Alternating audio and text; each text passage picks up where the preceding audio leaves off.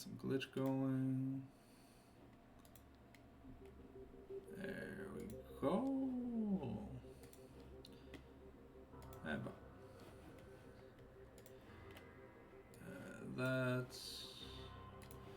Let's do this. Home stream manager. Is there just an easy way to get a shared link?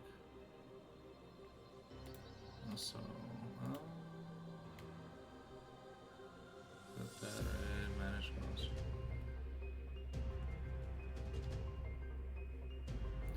No idea. Alright, do this.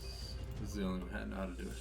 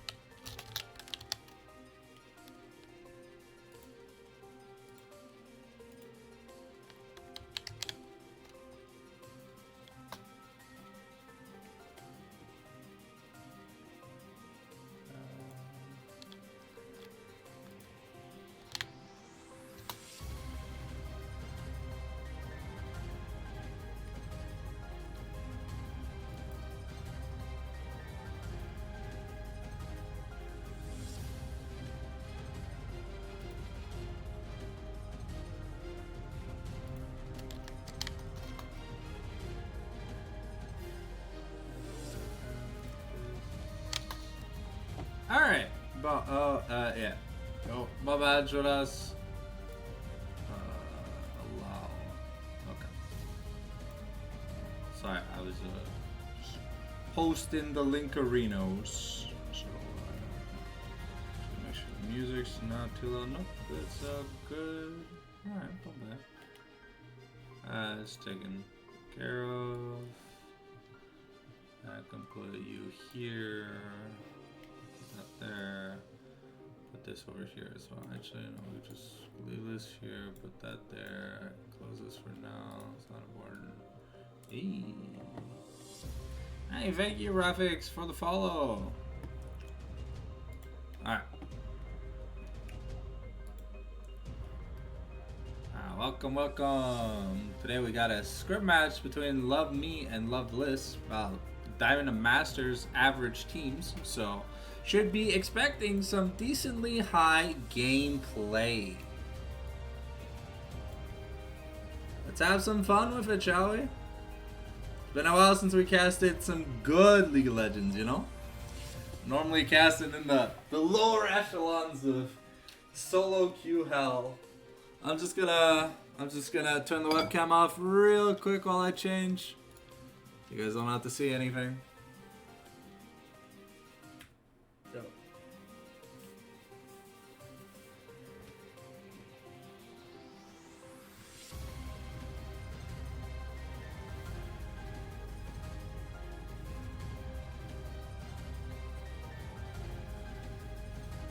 There we go. Webcam's gonna be turned on in just a second, guys. No worries, no worries. Alright, where's my webcam? Baba booey. Alright, so once we get the draft link, we're gonna get things all situated. Hopefully you guys had a good day. I spent the day working on videos and RuneScape. Yeah, that's we are doing a stream together with Jodas, so if you would like to watch the French perspective, feel free to check out his channel. I believe, I'm not too sure how it works or whatever, but I think because we're collabing at the top of the chat or whatever, you should just be able to see you should be able to see Jodas, and you can click to let me drop a follow right there. You can click to go watch his stream, and if you would like the English perspective for the English play-by-play, you can always watch my rendition of the cast. So it's fun on both ends. I think we're using my visual perspective. All right, give me a second. Let me turn. Let's see if I can turn the moderator down a little bit, because It hates emotes. It really, really hates emotes. Oh. Join shared chat. Was I not? You already? Oh, okay. Manage moderation settings. Let's see. A little moderation.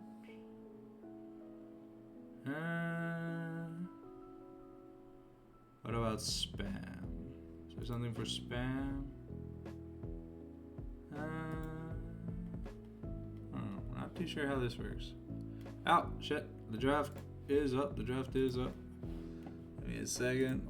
Bam, bam, boy. There we go. I cannot look at my settings. Well, I don't want to leak anything important. Alright. Nightbot is very rude. Could never tell if it's my Nightbot or someone else's Nightbot. But yeah, it looks like we got Love Me on blue here for game number 1. We got Loveless on red here for. So I haven't done any solo queue scouting for any of these teams, but from what I know, from what I've seen, just from a quick glance, we should be getting some good quality macros. The junglers should not be low elo.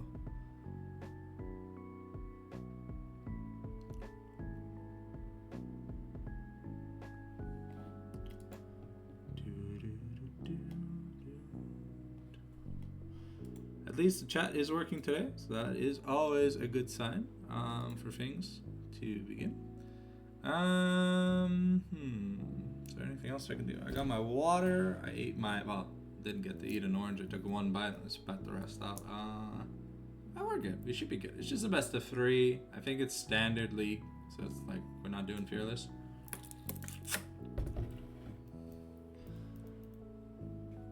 I think fearless in scrims is. I think it's a good idea. Just to get used for the eventual higher levels of competitive play, because it's the funner way to enjoy esports, especially as casters and viewers or whatever. You don't have to watch Corky Azir for like what feels like 550,000 games, because Lord knows we saw enough Corky Azir, Corky Victor, Azir Victor. It's kind of nice if we get to see things like Akali, Silas, and, just champions that get to go ham. Sure, we still have, some boring champs from time to time, but it's only for one game in a series, right? So.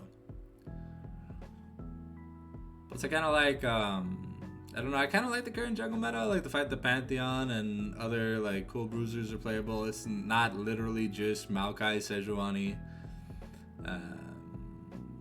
Yeah.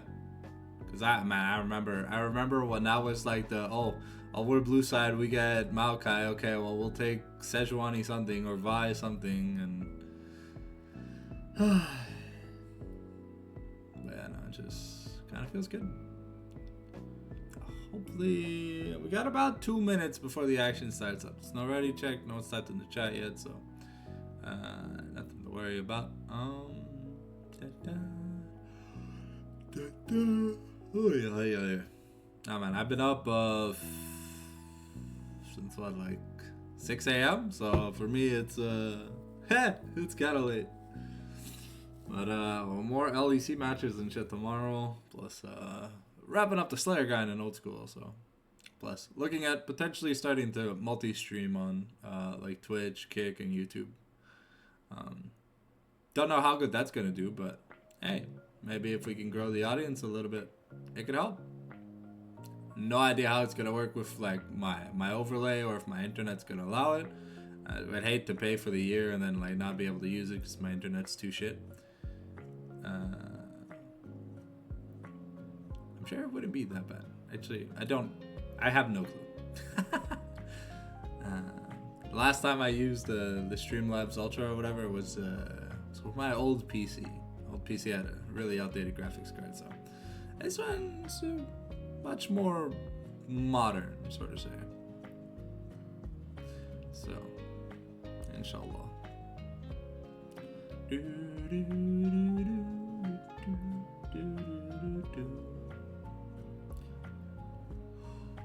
So how are we doing this fine evening? What have you guys been up to today? Did you guys have a fun weekend? It's the North Sunday. I ate tagine yesterday. Food coma with the shit. I ate so much food yesterday that I couldn't even fall asleep. I was just like, I was so full. And like, I was just staring at the ceiling in my bed for like a few hours. Then eventually, I just got back up and played some more RuneScape. Cause you know how it be. It be like how it be.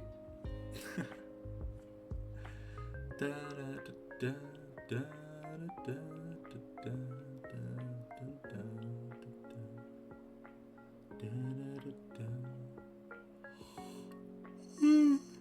holy shit. I'm so tired. The real question is, because the LEC like tomorrow starts like 11 in the morning. Do I stay up to like with like 3-ish grinding because I want to keep grinding like RuneScape and shit? Or do I try and go to bed early? If I try and go to bed early and I wake up super early, it's gonna like fuck everything up for when the LCK starts back up. So I don't know, man. I'm in the tussle for like no random reason, and it just fucking sucks. I think Father's Day is coming up soon or something. I don't know. I know there was something about like delaying LTA by like a week or something because of Father's Day. We're still in March, so normally for me Father's Day is what, in like June, so it's kind of dumb. But just trying to make some small talk if you guys interested in stuff. Hopefully you guys like the Glitch X City music. It's lo-fi, so if it's a little too sleepy music, we can switch it up to something a little more, you know, like it's got that chutzpah, you know what I mean? But fortunately, copyrighted music kind of sucks, so because then it causes a lot of issues for the VOD and the everything, and the uploading to YouTube, and having to wait for the self-moderation settings and shit. It's just like, not gonna lie, being a content creator comes with a lot of downsides. Not that I don't like listening to Glitch X City music, but I've listened to Glitch for so many years, you know, sometimes I just want to... I used to be able to play Donkey Kong music on the live stream, and then... oh, looks like we have the ready check for Love Me, so you won't have to hear me yapping about the sorrows of being a content creator for much longer. But like I said, I used to love. I had like a casting playlist, like Donkey Kong 64, Banjo, and stuff, and things started getting like copyrighted, like to hell and back. So I eventually just swapped over to Glitch, and there was literally never any copyrights anymore. So I know Glitch is my only musical ally. But man, sometimes I do miss that Monkey Smash. That beat would go hard. The Monkey Rap, Hideout Helm, Gloomy Galleon, Fungi Forest. Man, DK64 is such a good game. Guys should try it out if ever you get a chance. If ever it gets remastered on the Switch or whatever, and y'all newer age gamers have a chance to try it out, there's definitely some fun to be had with DK64. One of my favorite games of all time. Can't recall how many thousands of hours I've wasted on DK64. Wasted! Goddamn. Oh.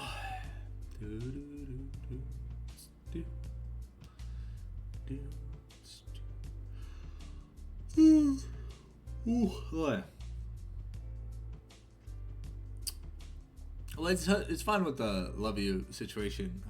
Been able to get more games to cast, even being able to cast like the Scrim tonight or whatever. You know, it's something that I don't think I would have ever seen the possibility of doing when I was in DH. DH. Because no one ever really talked to me, so that kind of sucked. I felt like I had to go bother people to get like casts and stuff, and now that I'm free from those shackles, thank God. I freed myself technically by throwing an admin under the bus or kind of yelling at them, and yeah, the people over here are much, much nicer. Kind of glad I made the conversion over.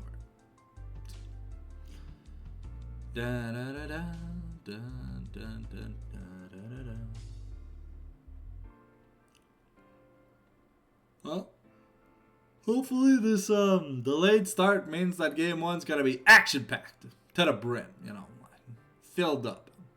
That's what I want.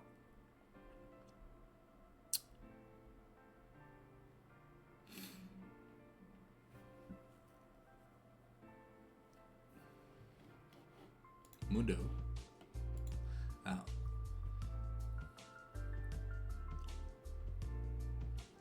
I've never casted these teams, so I have no clue what their picks and bans look like. But hey, some Mundo gaming could be pretty cool. The maximum dosage, infected cleaver gains, a fucking suitcase whack across the lane. That shit's always funny.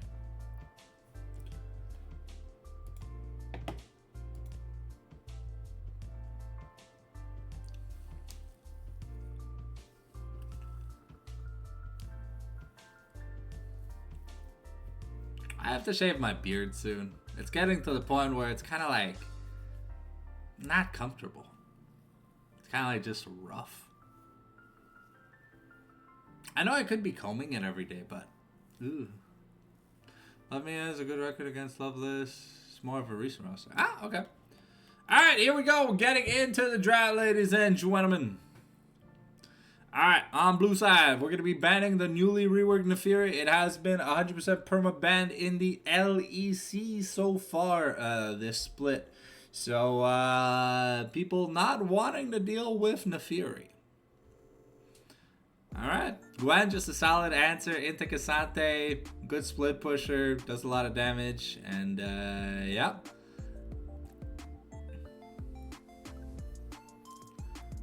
That's it, Maokai. Standard staple. As we get closer to the higher and higher echelons of Elo, you see less like niche bans and more you see a lot less targeted bans and more just like appropriate meta bans. So this is why you see the Maokai, the Nefiri. I think the Seraphine looks like a targeted ban. Maybe the Gwen too, but let's see here. I haven't seen much Corki in a long time, but then again, you know, it's only really the LEC and the LPL playing, and the LPL doesn't have an English broadcast, so there's not much to watch. I watch I Will Dominate, but like he'll cut out like 80% of the game, so it's more like a highlights VOD than a real VOD. So kind of no point in watching I Will Dominate because it just trims out like the actual game. Oh, okay, just not a ban. Okay, interesting. Seen her pick up some priority. Bladed Ruin King's still a pretty dog shit item, but I think more along the lines for Tristana, it's more on the side of Yuntal Collector, i.e., etc., etc. Oh, there's a lot of shit talking in the all chat, in the lobby chat. Sorry. But here you go. Blue side first pick. We got Love Me. What are they going to decide to lock in? A lot of power picks still available here. So, the Azir blind pick is interesting. I mean, Skarner and Vi are open, but if it's not in the cards for those junglers, I can understand why they'd be left open.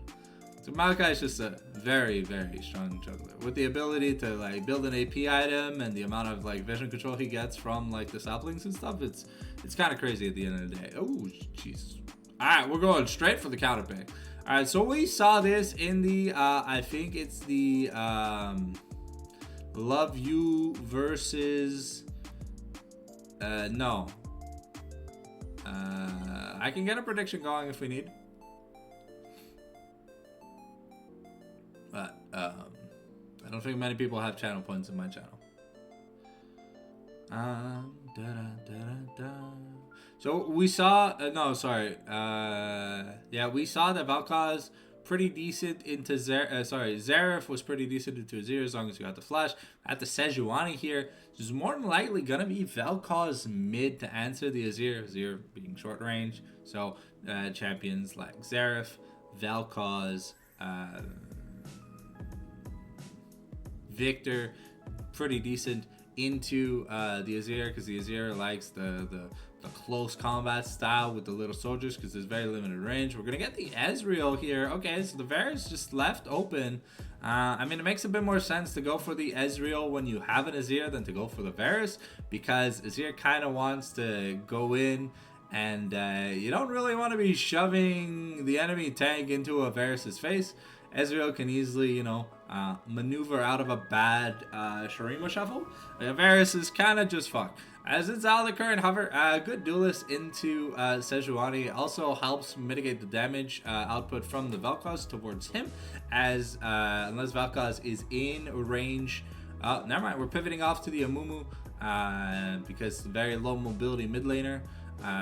We want to make sure that we get on him when we can get on him, because fun fact, even if you interrupt the bandage toss with Vel'Koz's ground corrosion, you still get stunned.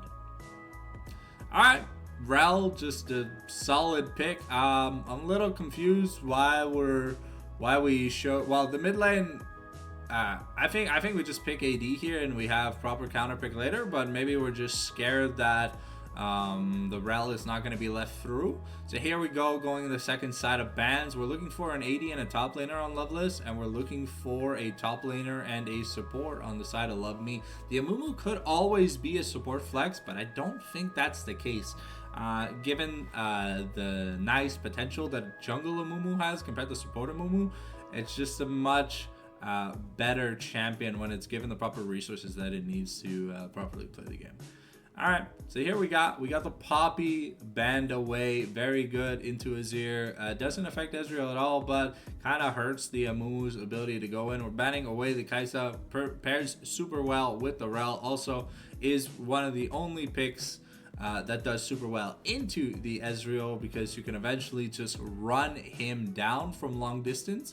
If he accidentally gets hit by any CC, you do have a way to assassinate him even through something like an Arcane Shift.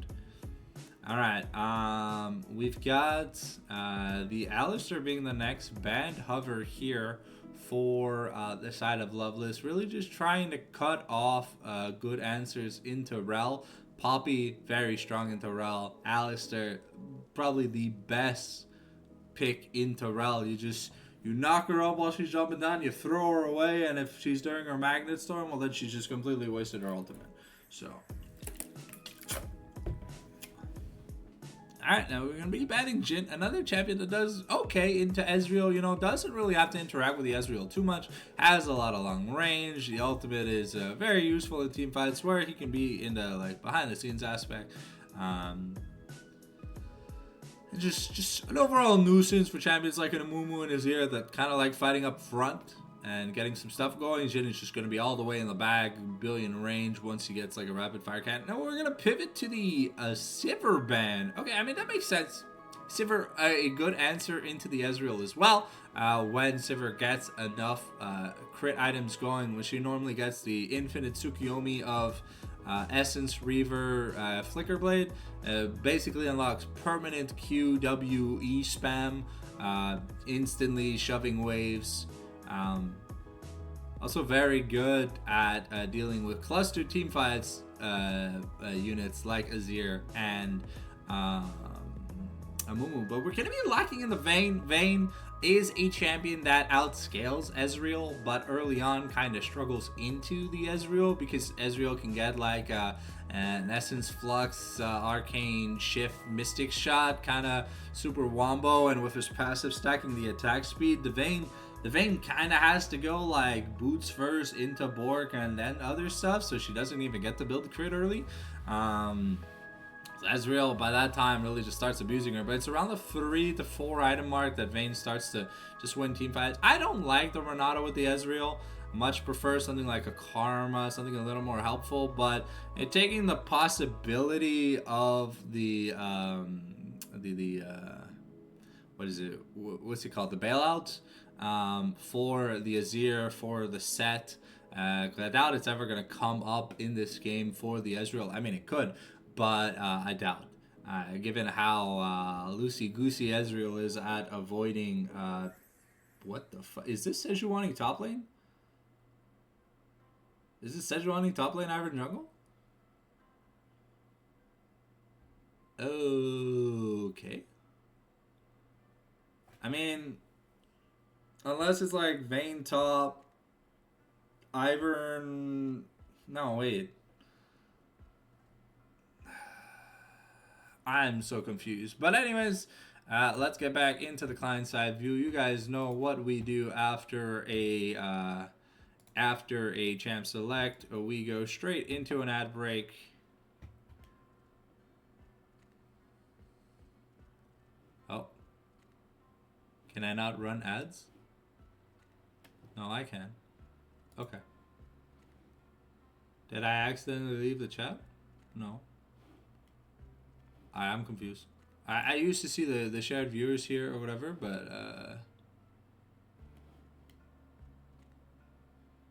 alright, looks like we're getting ready to get into the champion select, ladies and gentlemen, so it will not be too long. We recently hit 260 followers, and next goal is to hit the big 300. Hopefully then we can get a little bit more active chatters in the chatterinos. So make sure during this break, before we get into the game, that you go get your water, you go get your snack, get something to enjoy the game. As a reminder, you can always tune in to Jodas if you want to hear the French perspective. If you want to hear the English play-by-play, unmute my side of the stream together. So, yeah. Okay, so it is Sejuani top. Okay, that is very interesting. We haven't seen Sejuani top in what feels like ages. But essentially, it's a Heartsteel Sunfire style champ. Kind of just sits there, takes a lot of damage, has the ability to engage, and we have the gap closers for Rel and Sejuani with the root color from Ivern. So there's just a lot going for this team. Though that is to say, for the side of Love Me, there's a metric ton of disengage by the Renata, the Azir, the Amumu. We even have the set to throw back the Sejuani or something. Or like the slam dunk the Sejuani back into her own team, dealing a bunch of damage and stuff. So these team fights are going to be interesting. Reminder, we do have 3 minutes of a spectator delay for professional integrity, scrims, competitive matches, and all that. So while we are waiting, we should be back from the ads in about 50 seconds. But give or take, we're going to try and get some skin roulette done. Now, for the people new to my chat, skin roulette is when I raffle off the skins in game as fast as I can before the loading screen finishes. And if I fail, well, it's a sad face in the chat.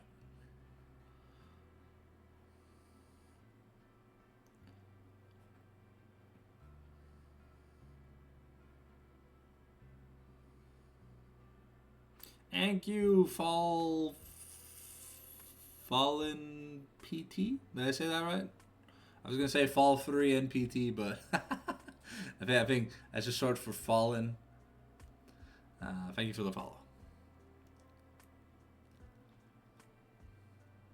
Welcome back from the ads, ladies and gentlemen. Remember, if you are enjoying the content you are watching, make sure to drop a follow to me and to Jodas. It's a lot of fun to bring you guys these scrims, these matches with dual language perspectives. And if you like seeing daily content on your YouTube notifications, feel free to follow the exact same channel as mine on YouTube. And we got some cool stuff, some RuneScape, some League of Legends, even some European shenanigans, some anime reviews and stuff for you. All that good stuff every day at 10 in the morning. We're making our way to 1,000 subscribers, and it would be a dream come true to be able to hit that. So hopefully one day, we get it. I got about a minute left, about 40 seconds left before I screen transition. So, I think if the game goes long enough, I think that Love Liz have a good shot, because the Vayne can just, if she gets enough peel, can kind of just 1v9. But I think other than that, I think for the side of Love Me, it's just a better overall team comp for the time being. So we'll have to see how things happen during the first scrub, first dragon, first few fights and stuff. Feats of warfare actually gonna be pretty important for these teams. Mobility is gonna be a very important thing, so we'll have to see it. Anyways, screen transition. Screen's gonna turn black for just a little second for you guys.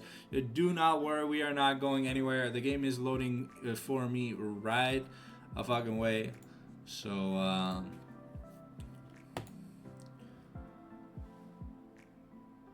in today's edition of the Skin Roulette, we've got Doodle, please. We got Spirit Blossom Set, Elderwood Azir, Psyops Ezreal, Prestige Light, Illusion, Renata Glass, Sentinel Vayne, Infernal Vel'Koz, Old God Ivern, and Victorious Sejuani. We got ourselves 4 teleports, 2 barriers, 2 lethal tempos.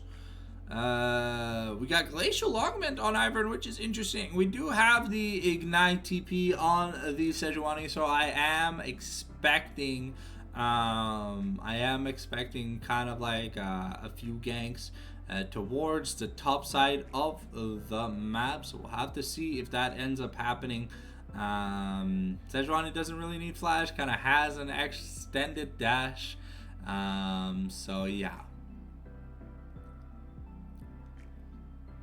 With that all being said and done, let me mute that so we can get in game. Hear them sweet Noxian tunes. Come on, game. Snip, snip. I know Gwen was banned, but snip, snip. Who's the potato? Who are we waiting on? Because last time I casted like Division 1 games or like Division 2 games, the loading screen was so fast, I didn't even have time to do Skin Roulette. She was kind of crazy.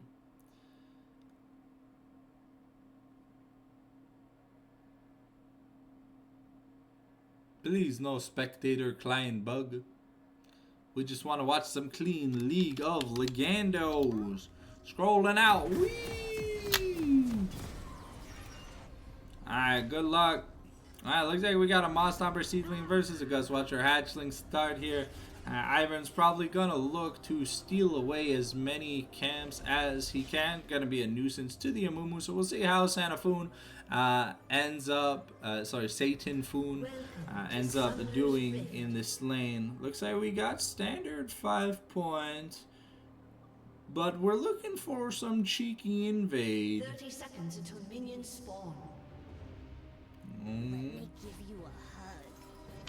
They got the root collar in, and we got the crash down, forcing the Amumu to flash, but that they might just be Jover. And we got the Vayne with the first blood, force the flash, but Apex is gonna be very happy about making that Mun no me. Looks like Scab was able to get a ward on the red buff. There are no sweepers being picked up, but Mighty Carry is going to be starting around probably the enemy blue side.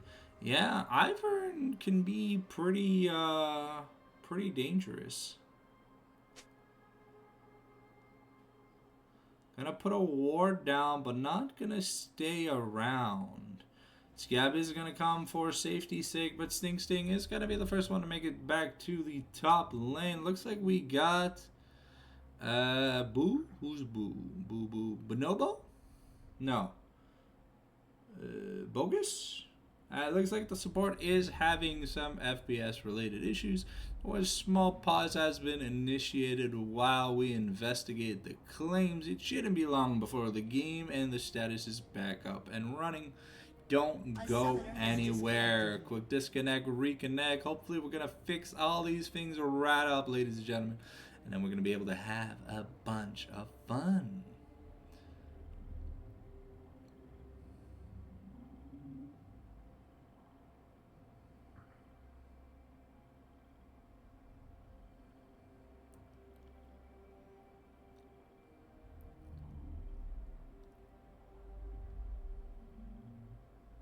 A summoner has All right.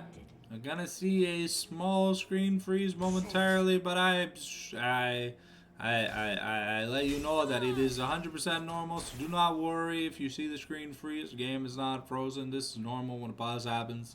It's just over the course of the time of the pause. It's just a small freeze in the frames, and we'll be back to the action right a fucking way. Should be too long. Game should be resuming in just a second. I think it was like, yeah, there we go. Just starting off, it looks like Azir. Azir and Vel'Koz soon to be about evened in. Wait, how did we get a ward? Did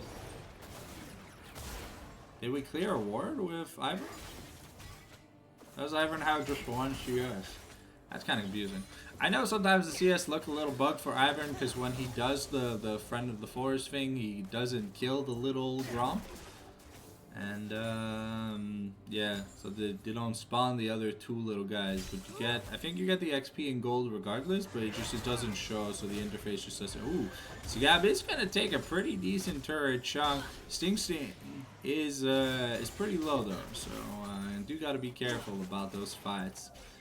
Apex having an extra dagger. I don't know how impactful an extra dagger will be. But we'll see. It looks like so far it's got a decent little lead in terms of CS. And Lolo building up a permanent little lead in the bot lane. So we'll have to see if Sejuani and Apex are able to catch back up. But that kill for Apex is going to make up the difference in the amount of money he is missing. So let's just see. No recalls yet. Ivern, now having cleared his top side, is going to go to his bot side. And we will probably see a first little scuffle between Amumu and Ivern over the bot lane scuttle. Looks like Vel'Koz is going in for some deep vision. Gonna try and find him. Gonna find Amumu. And Carry might not have the smite. But here we got a permafrost. Ooh, but the haymaker's gonna be enough. Sigab not gonna be able to close the gap on Sting. But Satan Foon is gonna be going down. The bailout remarkably was enough. And Lolo able to get over the wall here, but Vel'Koz now gonna be turning on Bonobo. And we got the flash passive proc, and that's going to be Ivern taking the kill. Now, Lulu going to be in a little bit of danger. Still has access to the barrier, has access to the arcane shift. But, that's Mojo taking a kill. And Ivern with 2 kills. The crab was left open. So I think Ivern is just going to clearly go pick that up. Reminder, Ivern builds support items, which cost about like 2,200 gold. So if you see Ivern have multiple items early, it's kind of normal, especially when he gets some of that Mon Mon no Mi. Looks like we rotated the bot lane mid for a wave. Because Mojo had already made the trip down, but they didn't want to invest a teleport to go back yet. So it looks like we're just shoving the wave in. Get him a recall in. Let's see if Bonobo going to be able to interrupt. But Mojo is level 5, though. So, looks like we have our first dragon of the game is an ocean dragon. So, not going to have one of the worst souls in the game. A nice haymaker, but the permafrost into the booty slap combo from Sting. Going to be doing a little bit of damage. We got a call here for Tsiab early on. Not really caring about his laner. Just saying, I'll just out farm you, I'll out value you, and if we get grubs, the second I get near a turret, it'll explode.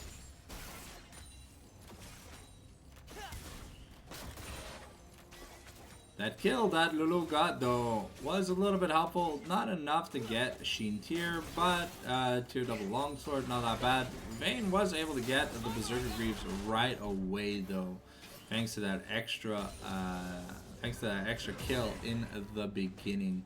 A lot less gold to maintain. Looks like Satan Foon gonna be starting up the dragon. Carry Mighty Carry doesn't want to give up. Yes, and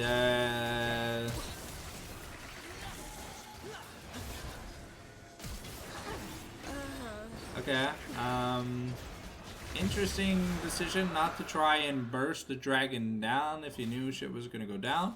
But I mean, with no flash on both Lulu and Bonobo, I mean they just didn't want to take the risk. As Satan Foon kind of over committing with the bandage sauce, probably should have just tried to finish the objective. Because now Ivern That's kind of like a free pass. 47 CS. Looks like we're going like somewhat mid AP Amumu or something. And I mean, you have an Azir and a Renata. I don't like. I think you need a true tank because this Amumu is just gonna get ass blasted. And Bonobo gets jumped on. Apex doing a lot of damage. Lulu and Bonobo returning fire on Bogus. And we got a nice shuffle onto Mojo, and Mojo gonna be in a little bit of danger and not gonna be able to get into the Ivern shield range. And yeah, Zilver Sejuani's been able to close the gap.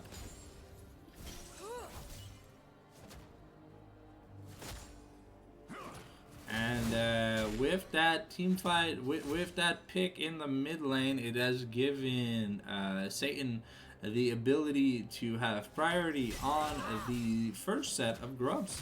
His set is going to be very happy about the fact that he will have 3 grubs to start with.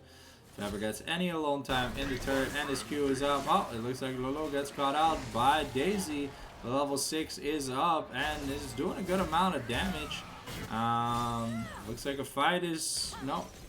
We disengaged. Got away. A Haymaker gonna do a little bit of damage to Sting, but not much damage here from Tsiab so far. Looking to find Sunez. And we've got the Life Disintegration Ray, and we don't have enough damage to get things going. The Curse of the Sad Mummy, Tsiab with the rotation, and the Shifting Sands from Azir. We're going to use the Showstopper to try and get in. We don't have another Bandage Toss to be able to close the gap, so Carry My 80 Carry going to be able to get away scot-free here. But that did cost both mid laners their lives, and while Mojo is the one getting the money here. Mumu is, I think Set got the kill on Vel'Koz. So it's not bad. We got the Symbiotic Souls.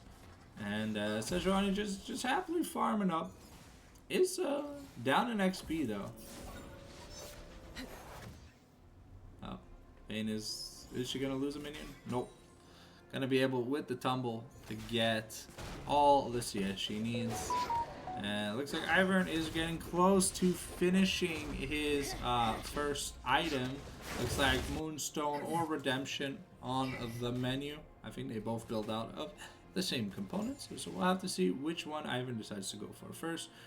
Redemption is better for like long range assistance and stuff, but the Moonstone is just generically better for the use of the trigger seeds. So looks like Redemption and cooldown boots first item choice here for Ivern, so we can expect the Moonstone next into maybe more than likely the case of there's possibility of also just grabbing a Mikhail's Blessing here. So Carry My 80 Carry is going to be continuing to farm up. Satan managed to get a little bit of a CS lead here. So it looks like Leandra is going to be the first item here for this Mumu. So he's going to be super squishy throughout most of the game. So we'll have to keep an eye out on things, see if if it would have just been better to have like an actual tank build. That's just a Bomby Cinder. I don't know. I'm not the biggest fan of AP junglers. Well, not AP. It's tank junglers building AP first and then building tank. I mean, I get it. It's a little bit of damage, but I don't think it's that much. All right, nice Haymaker here from Tsiab to negate about all the damage. We got Dragon spawning in 40 seconds, but Bonobo gonna get caught out. We've got the hostile takeover, and we're not going to be able to make it over here with Satan Boom. And now Lulu might be in danger. Gets the 2-man ultimate, the True Shot Barrage. We got the teleport here being channeled from Azir. Are we going to be able to interrupt here? No. And Sunez gonna be taken down as soon as he shows up. That's a double kill for Apex. And we're looking, that's a triple kill for Apex. And now this Vayne, already snowballed ahead of this Ezreal, is gonna have a catastrophic lead. And that is gonna be 2 dragons to none, plus possibility of taking the next rotation of grubs. Looking at the money, no me. That's a Blade of the Ruined King already finished here in the inventory for Apex. So, love me in trouble. Got a recall coming through. Got that Blade of the Ruined King coming in hot. And we are on a swift rift. Amumu trying to make his way to the grubs as fast as possible. Sunez teleporting in and just getting one shot. They gotta go fast. But it looks like they're gonna be able to... Thornmail was the first item here over Heartsteel. Interesting. Not that much healing here on the side of...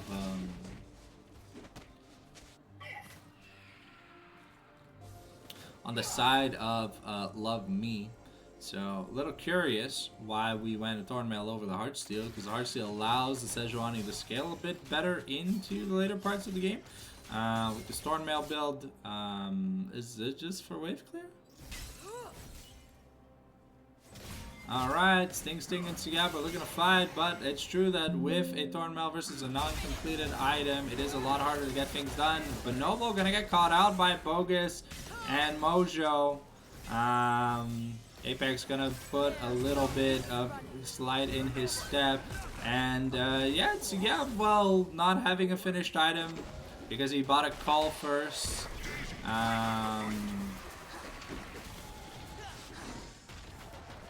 Mojo is making his way.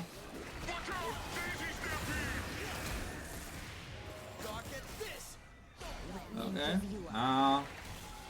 Amumu almost regretting that AP build. Not having much survivability because he doesn't really have much HP. Leandres is coming in, so hopefully now we see a bit more tanky no me here from the Amumu. We would like to see the Amumu be able to do stuff. Looks like Heartsteel is the second item of choice here for the side of Sejuani, and so far is showing capable of winning the 1v1, but that is a 6 scrub set, probably with Demolish, so we can expect at least 2-ish waves to probably go down. Oh, Sunez gonna be able to protect that pink ward, and Mojo not gonna be able to land many shots. That's at least 2 plates taken here for the set. And now we have the Stride Breaker finished. So, but Sejuani might have the... Oh, never mind. We're not going to push for the turrets. Which is interesting because... Well, okay, we couldn't have taken it. Okay, Sting really just breaking the ankles of Tiab here in game number 1. Beautiful, fancy footworks. Here, Lulu gonna try and get in on Apex using the Arcane Shift to get in. We get the handshake onto Apex from the wall past the tumble. And Lulu here gonna be sent to the Shadow Realm. While we do trade 80 carry for 80 carry. Mojo is just kind of fat.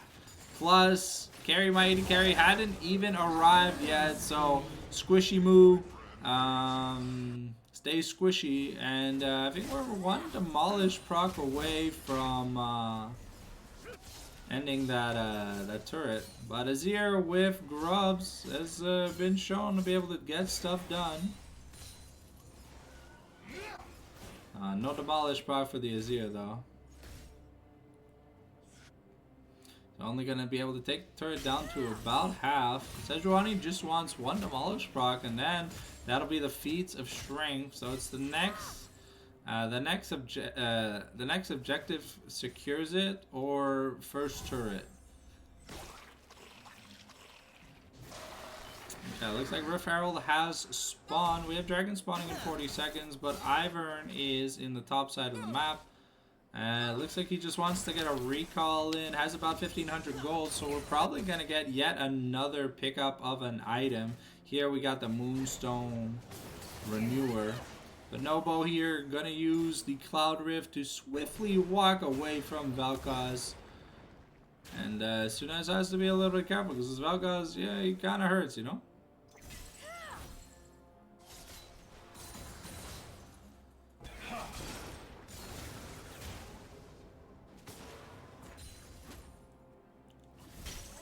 it's Ivern at 2.5 items while Mumu struggling past his first right now.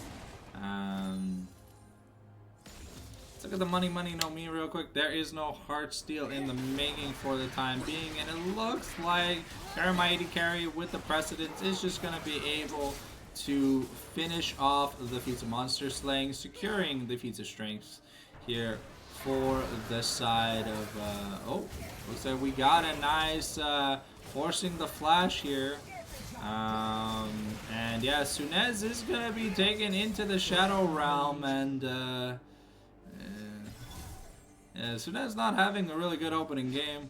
That's the feats of strength finish for the side of Loveless, and look like they'll decidedly be able to secure game number 1. And Bonobo also falling for the flash using the bailout, but died while flashing.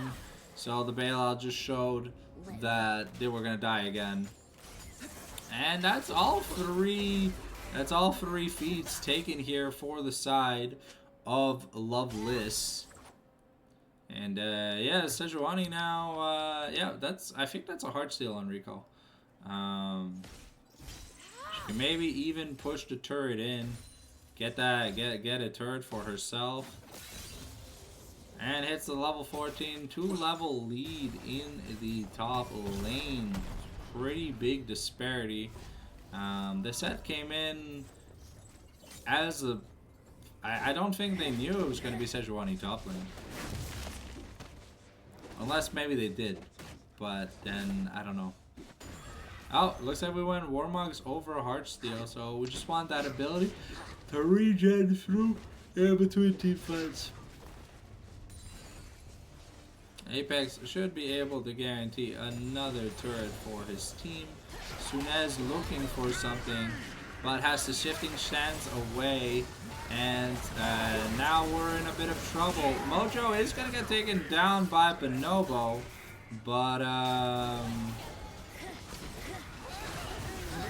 yeah, Satan Foon is too squishy to flash YOLO Q.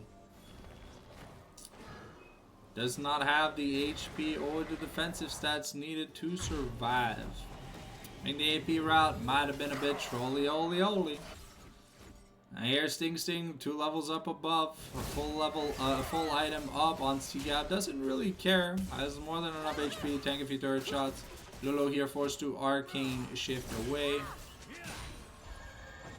Looks like Arakan is going to be spotting bot lane, and I think it's going to be a Ruinous Arakan. So with a Cloud Dragon Soul, that could be really nasty for Sejuani and Vayne, just having insane movement speed. But let's see, it is indeed a Ruinous Arakan.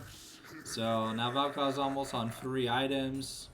The gold leads are pretty huge.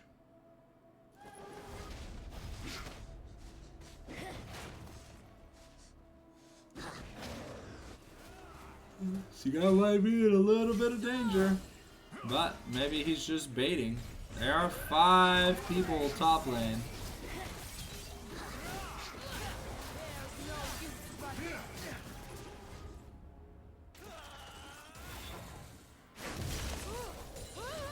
Okay, trying to grab as much CS as they could before they went down. Smart idea, but we are giving up the Ruinous Arakan into potentially the Dragon Soul here.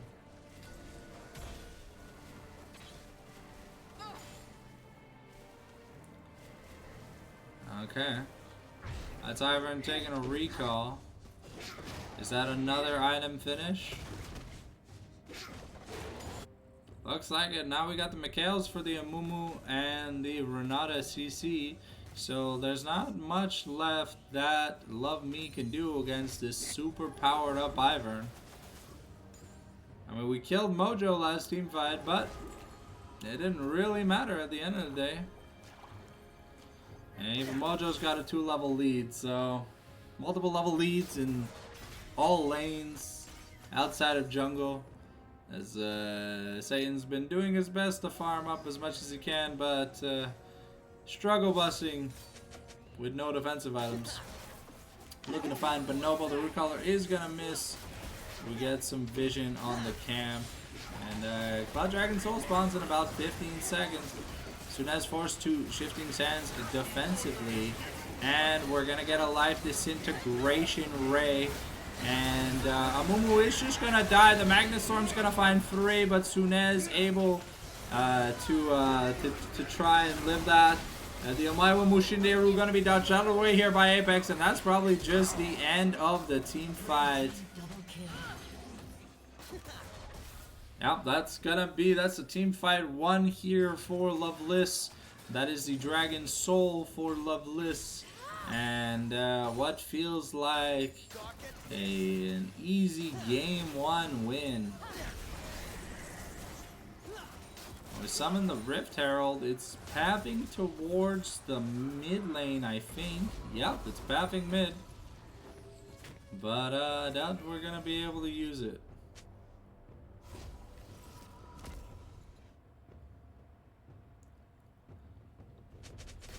So here we go.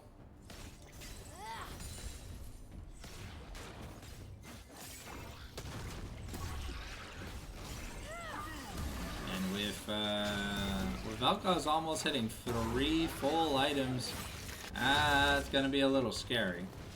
Looking at the money, no me. Yep, there's the gold lead. I mean, Sigab is up on the Sejuani, which is interesting. But looking at every other lane, everyone's behind. Funnily enough, Bonobo is ahead of Rel, while having half the stats Rel has. Say now working towards some well-deserved magic resistance, but don't know how much that's gonna help. The Vayne is almost on that 3rd item mark, and we did say around 3 to 4 items is when Vayne becomes very, very dangerous.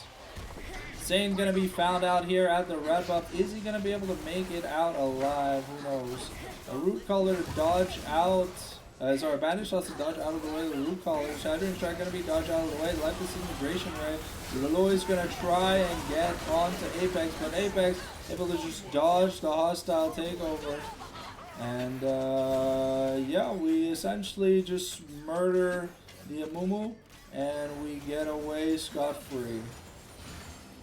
That Cloud Soul, that Otacon, that mobility, very important to getting away from an Amumu team. The Amumu is so squishy every time he goes in, he is just dead. And here we got Sting pushing out the top lane. But Siab is here to stop her. Ooh, okay. Apex doing a bit of a fumble, getting caught out here by Sunez and Lolo. And now it's Gab looking to find carry, my 80 carry, but not gonna be able to get on it. Ivan's just gonna go back to farming here. Now we have the Leandries for the Valkaz, and that means any hope of being tanky is just gonna be melted away. The gold lead isn't that big though. It's only about 3,000 gold, so you know, one really good Shurima shuffle is all we really need. Same using all these cooldowns on the Daisy, not something I'd recommend, but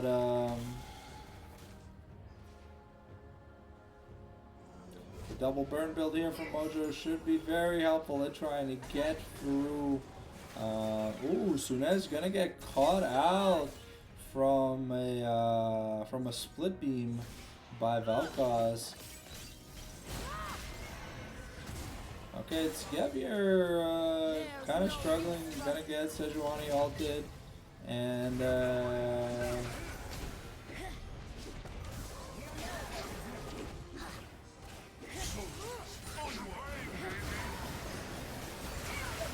yeah. Oh. We don't have enough damage, and yeah, we're just kind of just running it down at the speed of sound. Lolo is trying to survive this team fight, and yeah, that's just probably gonna be the end of game 1. Sting has the Warmogs. They should be fully healed back up on the next wave. And that's a free Baron to steal away the blue buff. And yeah, there's just two. They're slapping them so hard with the better quality of champions they have.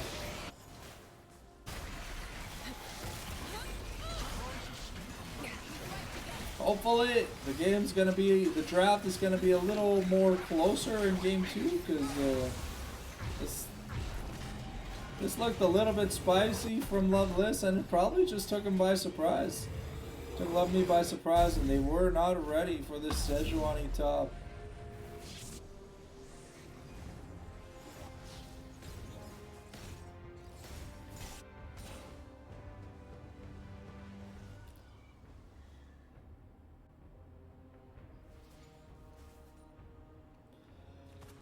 We've got the Elder in a minute.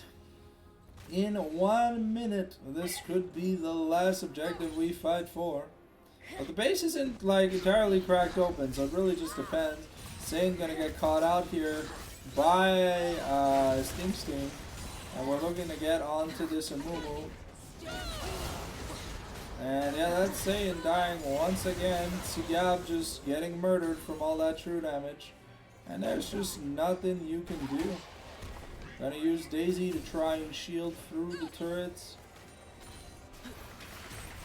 Ivern has so many shield items. Even bought an Ardent Sensor to speed up the Vayne and make her do more damage. Yeah. 0 grubs, but hey. Baron buffed. Cannon wave. Objectives don't stand a chance. Looks like we're gonna back up. Go take that Elder. And we're just gonna look to end the game. After that, we've broken the base with the bot lane inhib going down. And now we're just gonna use Sting as a decoy.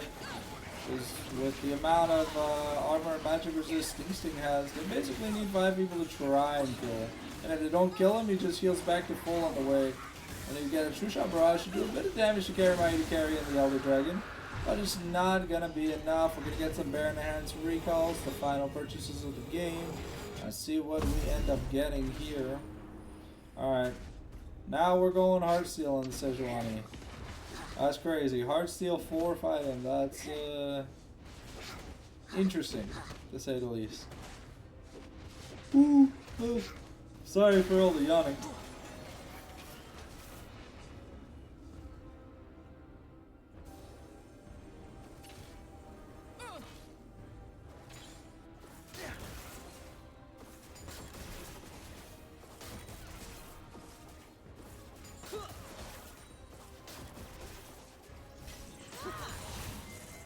Yeah, that first blood going over Apex really kind of doomed the game. The Elder Dragon buff, kind of crazy. And Sting can just sit there and eat turret shots, having access to the Demolish.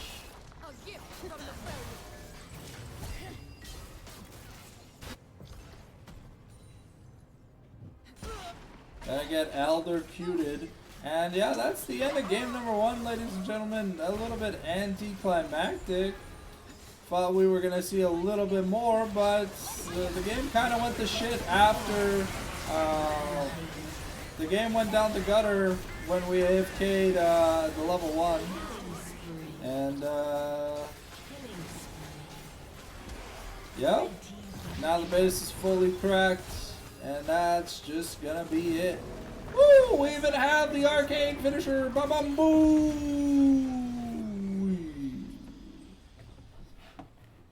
And that's game number 1. Jinx from Arcane was like, let's go, let's go. Here we go, getting into the lobby here for game number 2, waiting on the draft. And yeah, let's get that music back up and going. So how do we feel about that game 1? I don't know. It just felt like a one-sided stomp, you know?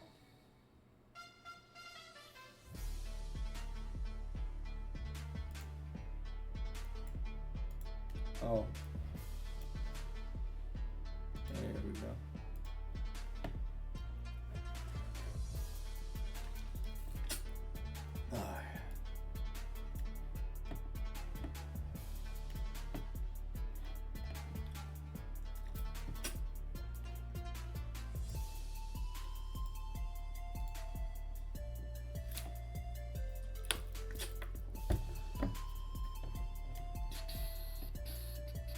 draft's up. Alright.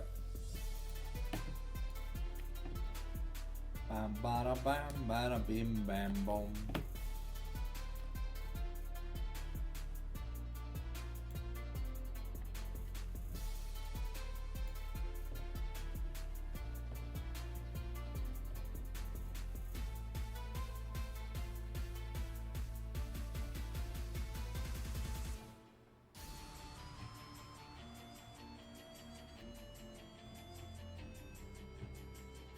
Alright, looks like we got Love Me on red side, so we got some spicy counter picks in the making. See what Loveless are going to be able to do during their service game.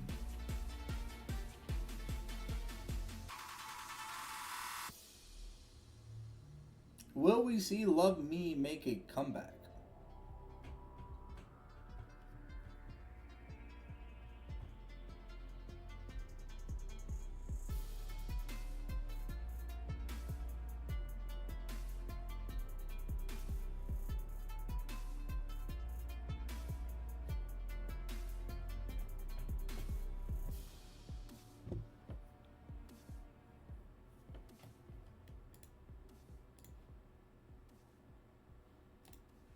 Alright, looks like we are just waiting. They are chatting it up.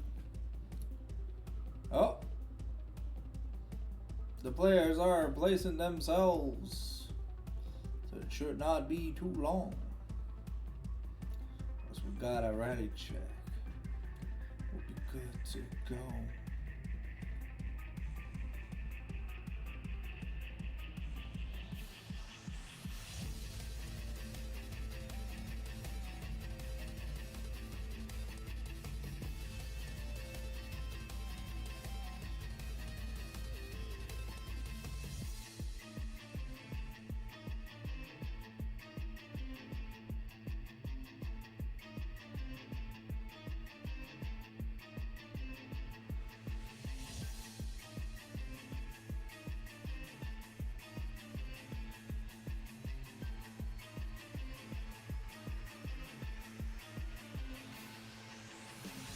It looks like we got the ready check here from Love Me. Champion Select should be starting pretty soon.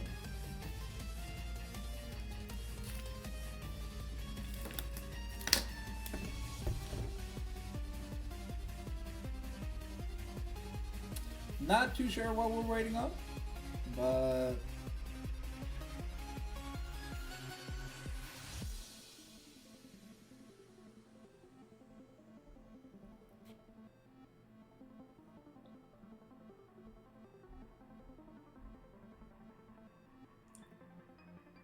all right.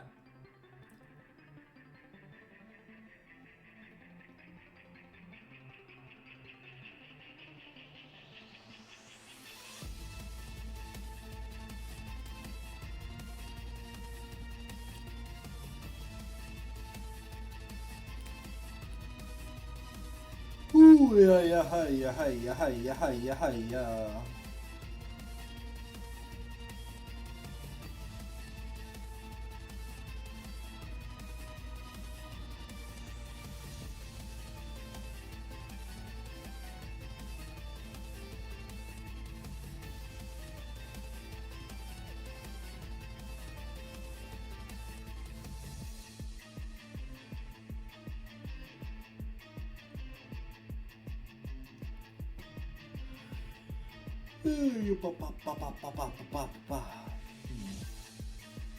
What am I gonna eat tomorrow? That's the real question. Spicy ramen today was kind of good, but kind of kicked my ass.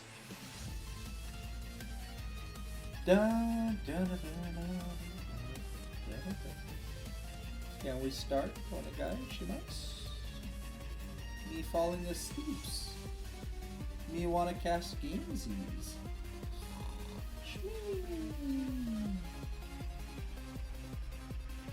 Probably a bathroom break is what I'd have to assume. That's what we're waiting on. Would make a lot of sense. We're just waiting on a bathroom break. Do I grind RuneScape after this? Nope. No, probably just gonna have to bet once this scrim block is over. All right, let's see. Oh, is this fearless? This is fearless. Hey, let's go.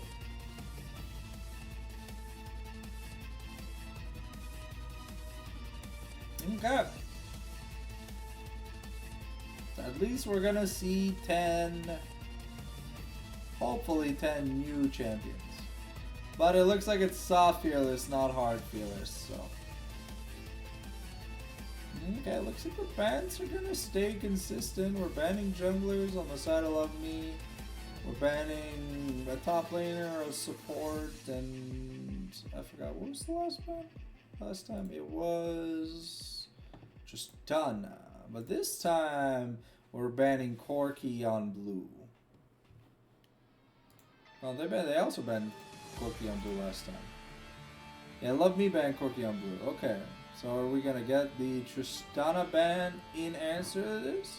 Is there some secret OP Tristana Corki meta that has come back to life? Because I could have sworn I haven't seen much of either recently. And when I have seen some Tristana, it hasn't looked that good.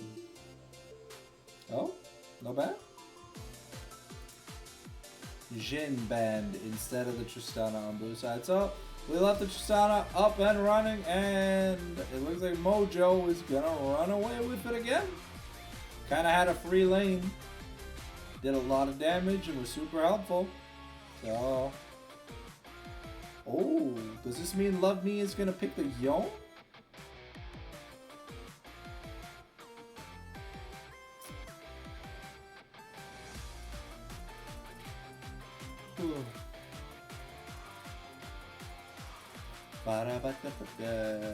Karma blinded? Okay. Is Karma mid? To try and like neutralize the Tristana? Feels pretty awkward. But we are gonna get the Xin Zhao. Tristana gains range with every level, so essentially Xin Zhao can be immune to her when she's outside of his damage range. Ba-da-ba. Ba-da-ba, ba-da-ba-da-ba. Ba-da-ba-da.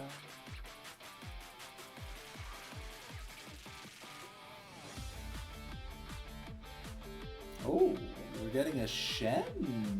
Okay. Loveless pulling out all the stops.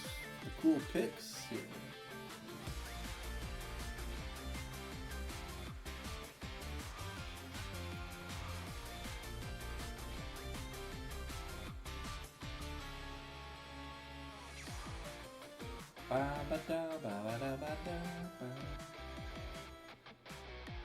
Don't even know where this Shen is going. Could be support, could be top, could be jungle. Okay, well. Is that more likely to be a support Shen? Oh, a Mundo. Mundo's always been notoriously good into Shen. I kind of just burn him to death. Interesting pick so far. I don't really know where everything's going. I think it's Karma versus Tristana in the mid lane though. But other than that, I have no clue.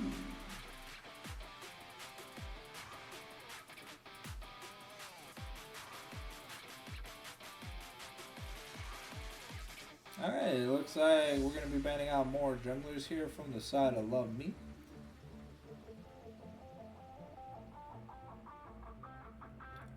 Dun, dun, dun, dun, dun, dun, dun, dun, dun, dun, dun. Let's see what Loveless are gonna ban.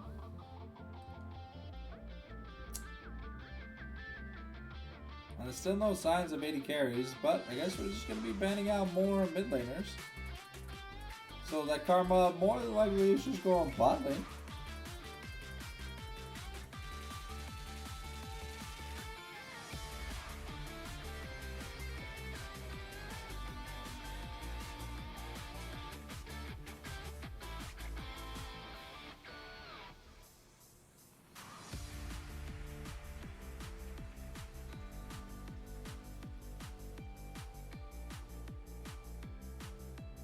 Okay. Bye. That's 4 junglers banned off the table. We're gonna be banning we're hovering to ban Varus. Okay. Varus, very good with the karma. Good at stopping the jumping in from like Gragas and Tristana and stuff. Let's see if that is the ban. That is indeed the ban. Let's see what we end up going for. The pick, I think we're going to be blind picking our AD carry here. For the side of Love Me would make sense. I mean, yeah, oh, okay, Aphelios Karma, okay. Been a while since we've seen some Aphelios gaming. Is it going to be some good Aphelios gaming? Is what I'm wondering. Are we going to see 200 years of experience? Or are we just going to see an Aphelios that gets put behind and doesn't get to do much throughout the entire game? Bam, bam, bam, bam, bam. Now, I think Loveless here have to pick their bot lane. Never mind. I have no clue what's going on. I don't know, I see 3 potential top laners, but I think it's Trundle jungle. Shen top, Gragas, no, Shen support, Gragas top? Question mark? I mean, it makes some sense, but...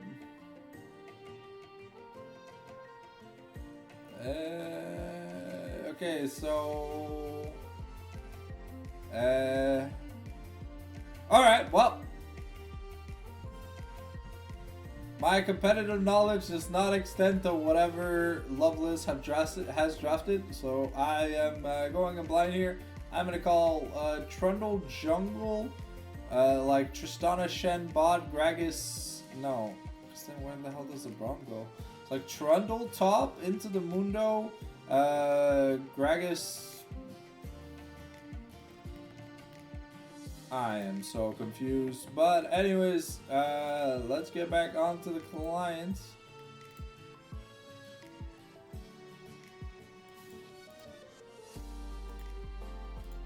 Let's get a small ad break going and we'll be right back, ladies and gentlemen.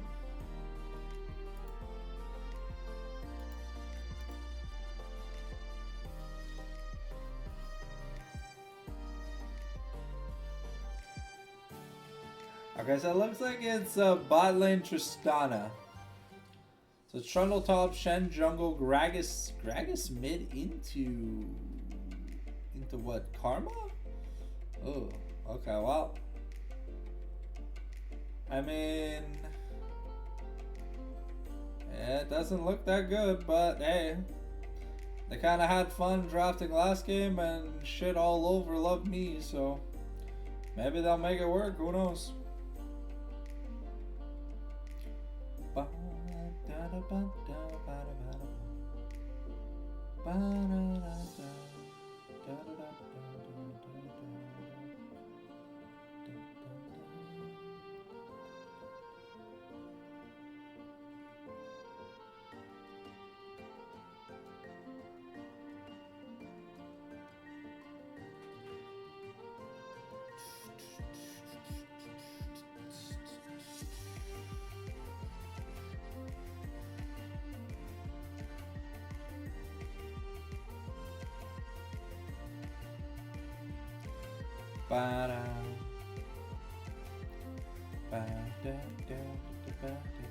Looks like we got the ready check to start the game.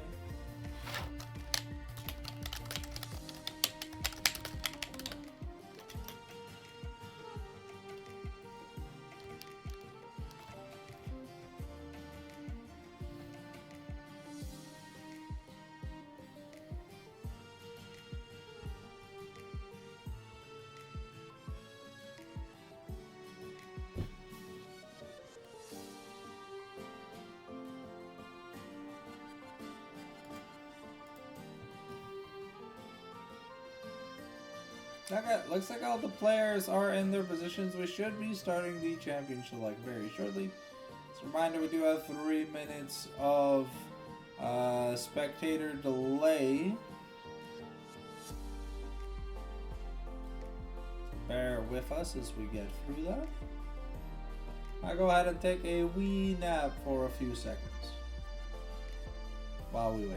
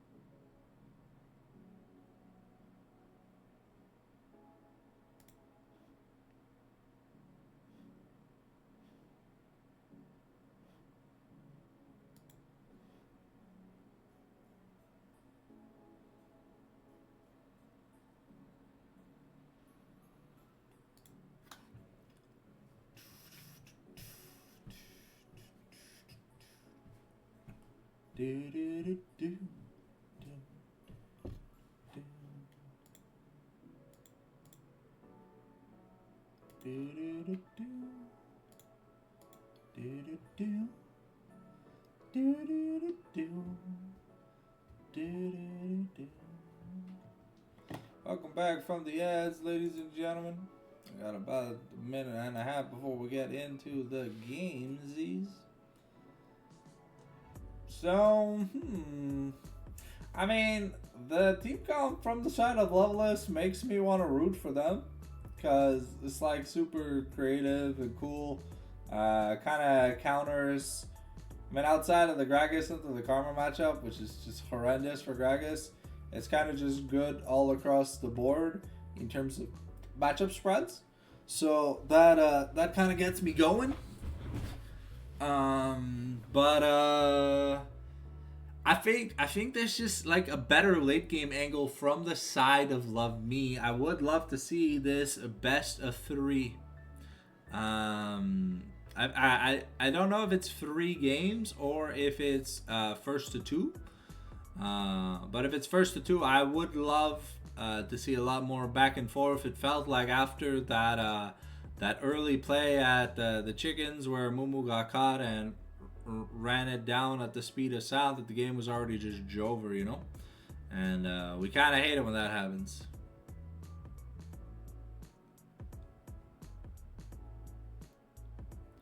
Do not commit tax fraud. Please. Do your taxes. Be a model citizen. It is a scam, but you don't want to face jail time for skipping out on your taxes, right? Especially if you're young, make sure you do your taxes. Or get yourself an Asian or friend in the more, soup cup hat philosophy.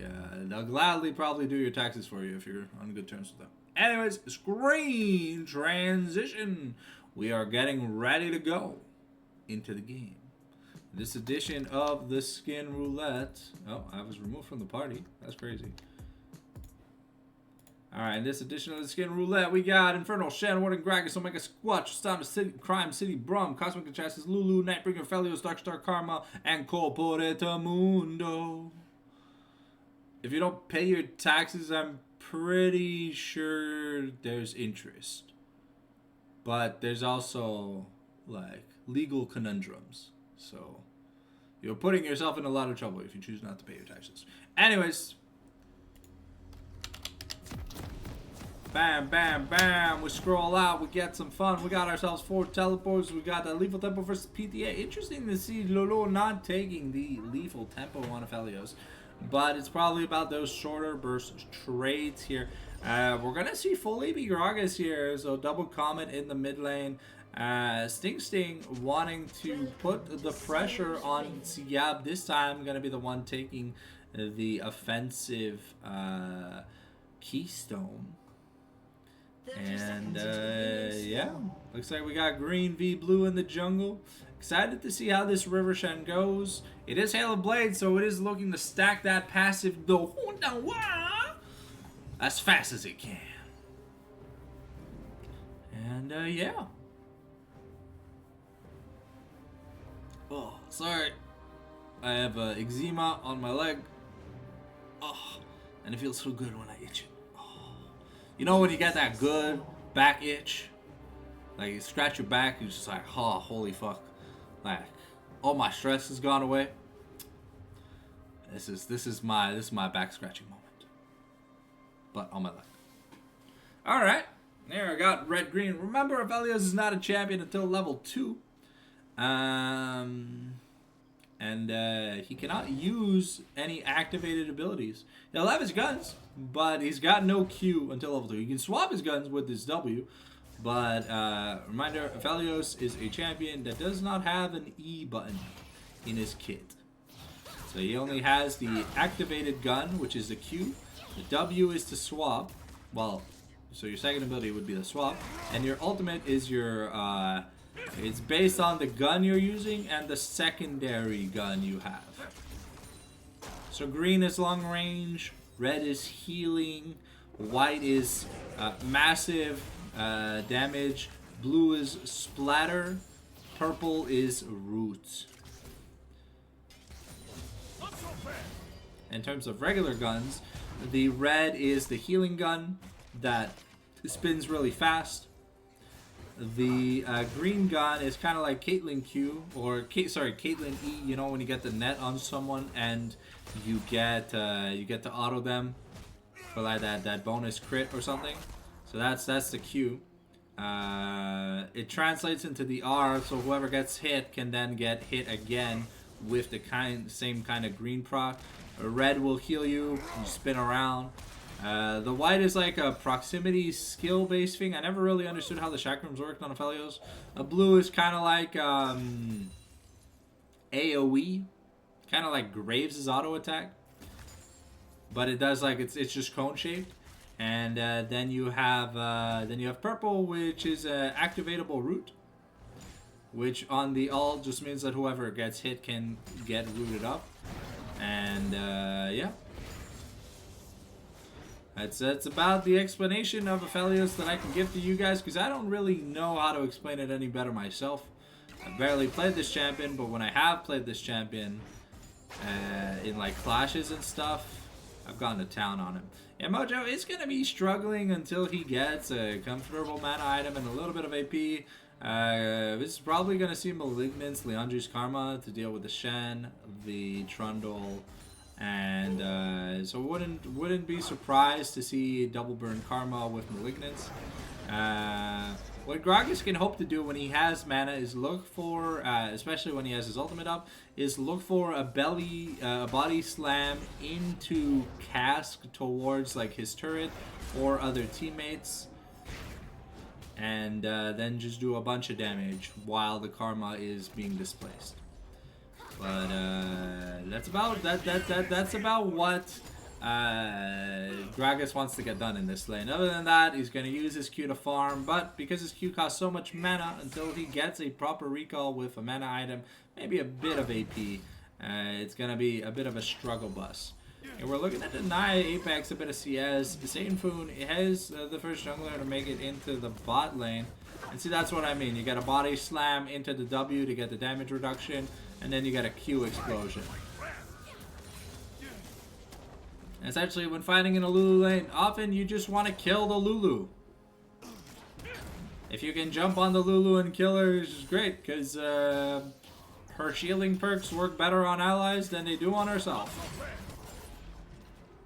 Alright, looks like we got an Inferno Dragon first. That means we are not gonna get the too fast, too furious Rift.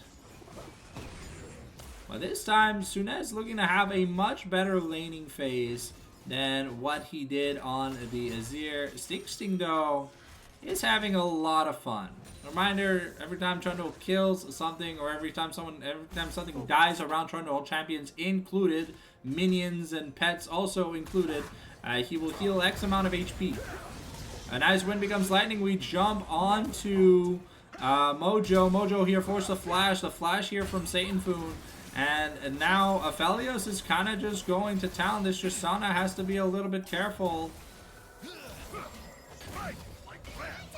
And now we've got the polymorph and the exhaust from the Lulu, but we're looking to fire back.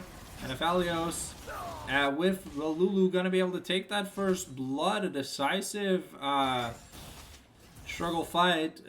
Heal, not ignite, taken. And oh, Aphelios took exhaust. Wow, okay, that's pretty scummy. When 80 carries take exhaust, that's just not fair, bro. That is going to be the Tristana pretty shoved under the turret. Sigaragus going for a loss. Ooh, gonna miss out on that cannon minion. That is a feels bad man moment. Satan Foon and Carry Mighty Carry fighting over the Scuttlebutt is gonna go over to Satan. And Sigab here forced to run away. The subjugation was proc. And yeah, Sting is just gonna nom that booty hole. A thing. Oh, okay. Okay, that's the enhanced Karma W's. This is why you saw her heal so much. It's kind of insane. As soon as though has to get away from Bogus, but with no ignite, and it's just a Braum. Not much real kill potential. As you can see, Mojo almost already out of mana, which is kind of crazy. Ooh, wow.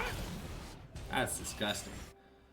So essentially, if Karma goes Malignance, her like Spirit Fire passive is gonna scale so well in terms of just giving so much extra bonus reduction to the ult that she'll almost always have her Q up when she wants to do a combo. But it looks like we traded Grubs for First Dragon.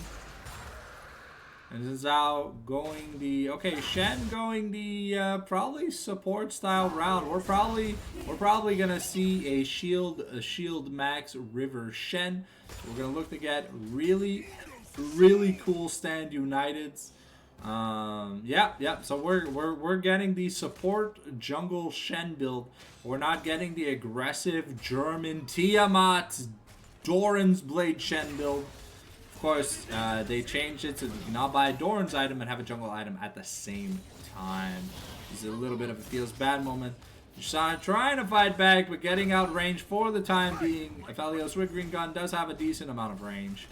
Trundle has not taken a recall. Looking at the money, no me. He's got 2,500 gold and wants to get his recall in right fucking now. I'm guessing we're going Blade of the Rune King, and not we're going like no, we're going Blade. Yeah, we're going Blade. Blade, turtle porting in. Mundo gonna be able to get himself a plate dough. Right? No, 2 plates here for the Mundo. The Demolish proc was enough. Plus, remember, Mundo E is an attack add-on, so it does a lot. Okay, Lulu here gonna be in a bit of danger. We are channeling the Stand United, and now we're getting in, and yeah, Aphelios is kind of just dead. No barrier, took exhaust. That's a cardinal sin to take exhaust on an 80 carry. It's a cardinal sin.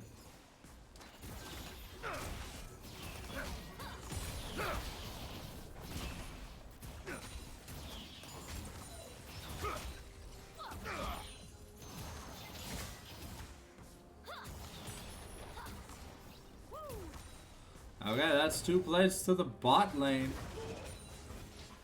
And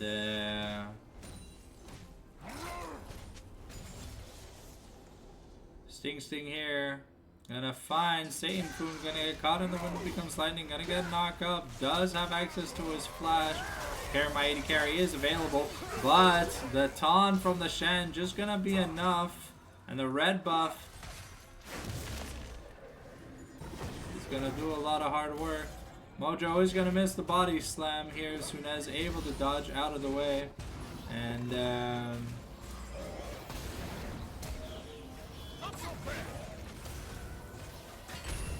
ooh, the flash by Bonobo to get in, and make sure Mojo is dead. This is a bloodthirsty Lulu if I've ever seen one, ladies and gentlemen.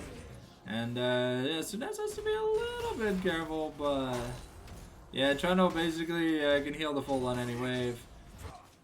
With W, his W increases his healing, plus his passive is OP, plus he has lifesteal itself, and he's got a Blade of the Ruined King the second he backs. And Mighty Carry, not going to be able to find too much here. We're going to be clearing out the ward. The Bonobo!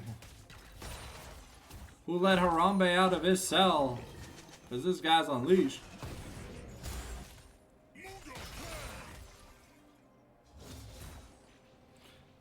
Trundle doesn't really have to do much against the Mundo. Just has to let the Mundo exist, and he just outduels him naturally. Mundo needs to guide his HP item first before Mundo can do anything properly anyways. So, and Heartsteel or Warmogs will not really help Mundo win trades versus a Trundle who can just heal the full anyways. It's a battle of will Sting run out of mana so that the Mundo can do stuff.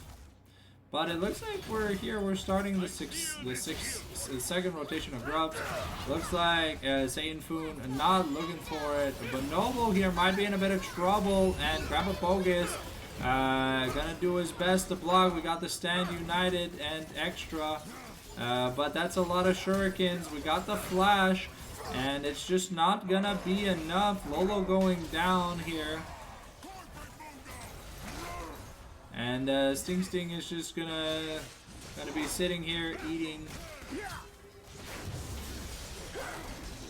And Satan Fundo doing a decent amount of damage, and that's gonna be the death of Trundle. But he's got a Blade of the Ruined King, plus gonna buy some boots. Probably gonna get himself some Swifties.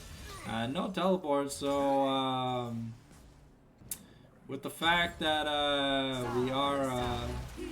Oh, we did not manage to take 6 grubs here. So that's going to be an objective denial here from the side of Love Me. Showing some signs of life in this series. But that is going to be 4 plays to Tsigab. And he's just having a good time here at this point. Sunez is almost rocking, that finished Malignance. Sunez has to be careful. Mojo is looking for a play on him. Here, Lolo gonna be going down once again. And just trying to get as many plates as they can. I think they got 2. I mean, that was 2 plates taken.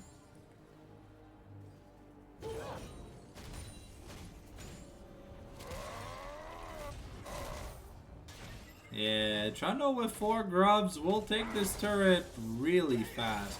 Even having the Executioner's Calling, yeah. I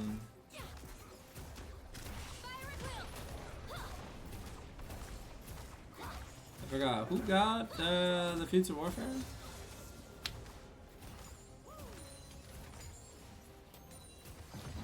Okay, so it looks like Loveless once again gonna take the Feats of Strengths.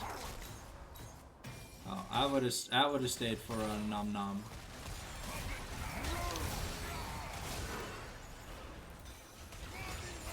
Oh, the emote spamming. Sorry, I don't know if it's my Nightbot or Jodas's Nightbot, but I couldn't really find any settings for emote. Alright, the Shen, working on his Ivern build, has 1 item done.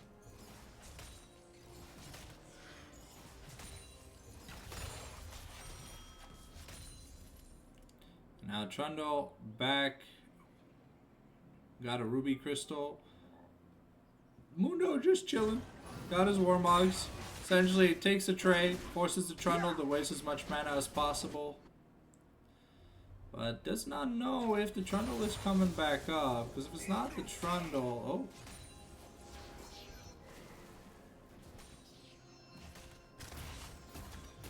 though Bonobo was spotted on a ward.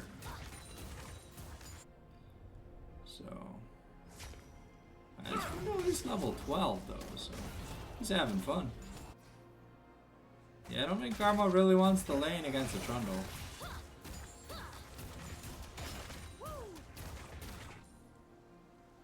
Yeah, once we get those plated steel caps here for the side of Mundo, the side of Loveless are not going to be having much fun taking down this Mundo. Looks like Satan Fawn is going to be found. Going to take when there's a bite to the face.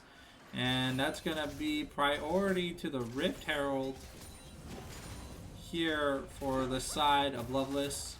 Apex now working towards his Flicker Blade.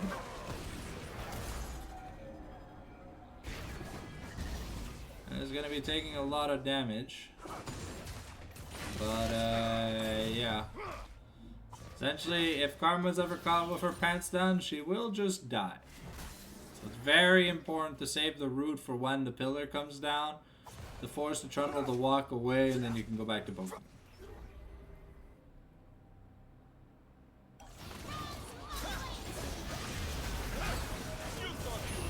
And we got the Stand United. We're trying to get that damage through.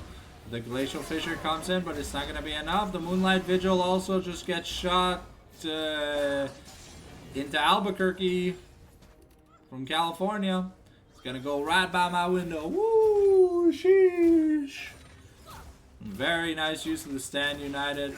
That's essentially what Shen does. Shen's going to be power farming till the point, well, he's going to be like farming or just being away until he sees an opportunity to come in. Doesn't do a lot of damage, as you can see, so it takes some time. This is why he's down so much in CS and stuff, because his abilities don't really do much damage to monsters. Kind of never really fixed that. And now he's level 11, while Satan is almost turning level 12. Let's look at the money, no me real quick while there's little or no action currently. I think we're gonna get a Ruinous. There was a decent amount of action in the early game. And I think it's decided at like 14 minutes.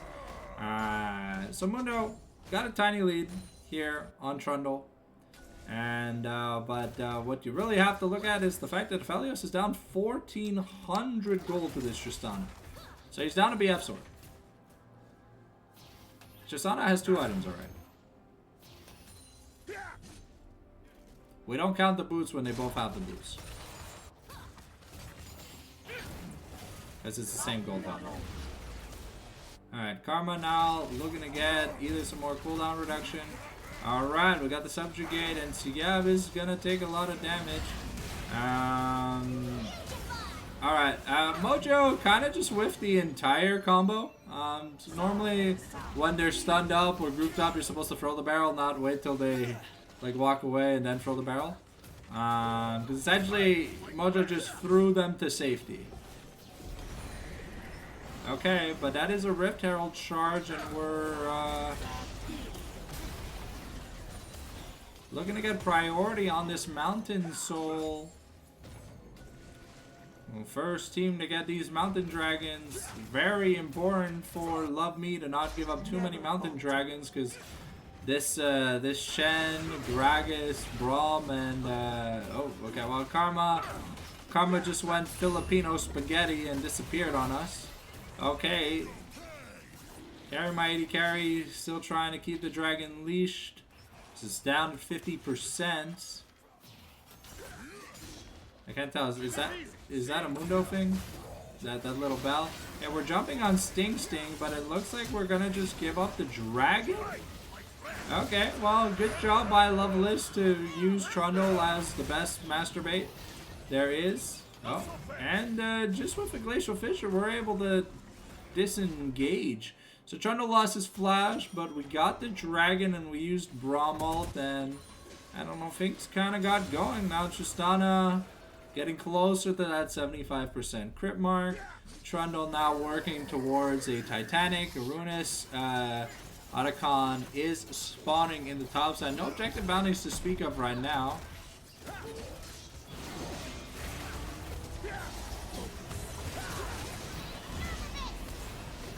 Okay, carry my 80 carry in a little bit of trouble. Mojo gonna get not gonna get taken down by the Moonlight Vigil. Beautiful block by Bogus with the heal.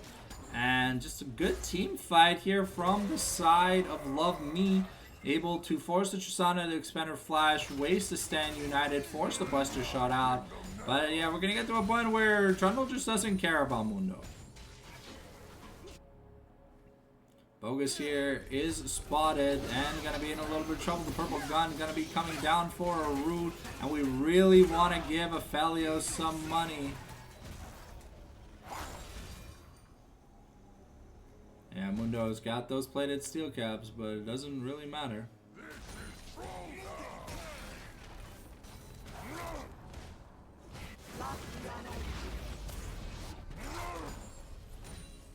Yeah, it's Gab having a rough time in this lane, but as long as his Warmogs is working, that's all that really matters.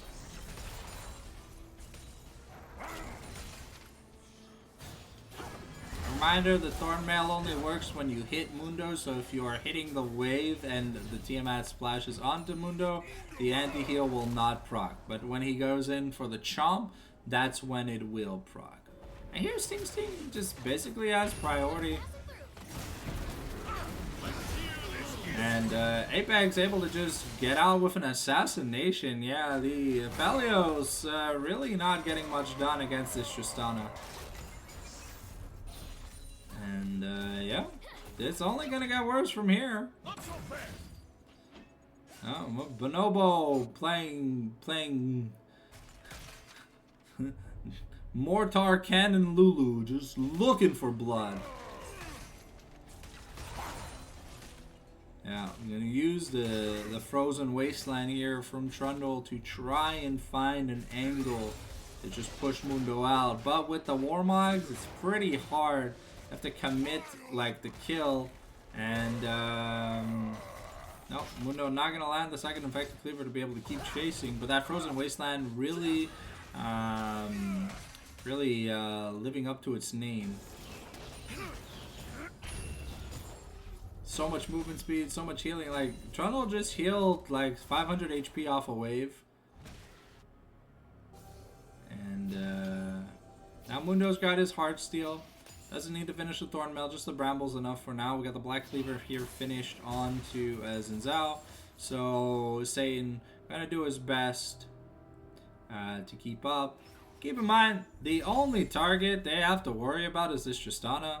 The Gragas isn't really getting anything done right now. And Mundo is keeping Trundle busy in a side lane. So it looks like instead of a Titanic, we're going to be going a Ravenous Hydra. We're just looking to out-heal the damage that Mundo can possibly do. Keep in mind, Mundo has access to Grubs and Demolish. So if he's left alone on a wave, that turret's just gone. But same is said for Trundle. These are split-pushing monsters. Lulu now working towards the Ardent Sensor. A failure. I love that nickname, Rookie. Okay, Boga is getting caught out, getting taken pretty low, forced to use the heal, flashes over the wall. Mighty Carry not yet able to use the Stand United, and Siab gonna lose a trade with but the subjugation was forced. It is rather low cooldown, but if Trundle can get his hands on a Hexblade, he can probably get a lot of things done. Greg is gonna be able to take that T1 outer in the top lane, and Apex here forced to force the rocket jump away. We are forcing the teleport, but now Trundle is alone in the lane because Mundo is grouping with the team.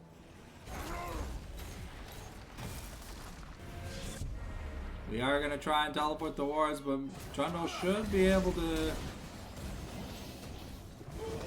Okay, gonna use a nice flash here from Sunes to be able to dodge out of the way. The game is freezing, but a beautiful Crescent Guard here by Satan Food. You see how much damage he's able to soak, but it's a white gun of Aphelios, and red-white means don't fight! And a failure redeeming himself now with the Infinity Edge, getting so much damage, and this bloodthirsty Lulu just wants it all!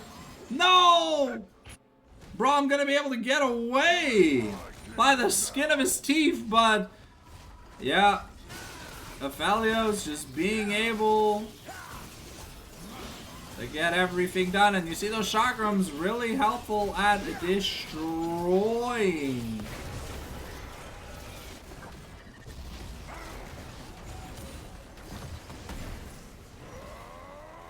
Okay, Trundle taking 2 turrets though in exchange for the bot turret, but that is Otacon secured now, and Mountain Soul Point is available here for the side of Loveless. The more Mountain Dragons they get, the more annoying this Trundle becomes to deal with. There's just so much you can do. And if this Tristana gets, like, if this Tristana has 3 Mountain Dragons plus Mountain Soul, like, Aphelios just isn't going to be able to kill her. Okay. Looks like the Knight's Vow was the next item. A priority in the river, though, for Dragon has been claimed by the side of Love Me. Looks like we're thinking about possibly trading Baron for Dragon, but we don't have the priority in the top river to get the objective started. I wonder what Trundle is building now. Probably Hullbreaker? Hullbreaker or Hexblade would be pretty good, but I think that's a Phage. And something, so. Tristana working towards that third crit item. Probably the anti-heal, the Mortal Reminder. We've now got the level 13 on the Shen, while Xin Zhao is level 15. That's insane. We're down almost 100. We're getting close to being down 100 CS. Hullbreaker finished by the Trundle. Just looking to split push. Some main win condition. And the Aphelios caught back up with that last team fight. Really putting a number here on Tristana. Looking at the money no me, looks like we're not getting the anti-heal to deal with the Mundo and possibly the Aphelios when he has that overheal passive active. Just going straight for the armor pen, be able to burn through a little bit of extra armor pen, be able to try and burn through this Mundo as fast as we can in team 5. I think the Mortal Reminder would have just been much better because Zhao heals, Mundo heals, Karma technically heals, and like Aphelios, once he gets a Bloodthirster, Jesus Christ. If you thought Red Gun Aphelios was insane, wait till you see Red Gun Aphelios with yeah, Tsugav having a lot of fun here, and in between waves heals back to full. Now, Lulu trying to cycle through to a better gun for the next team fight. And Apex gonna be forced to get the stand united as we look to try and kill Sunez, but that ultimate is a pretty important thing. Oh. Okay, Tsugav here forcing, using his ghost. And maximum dosage, able to get away.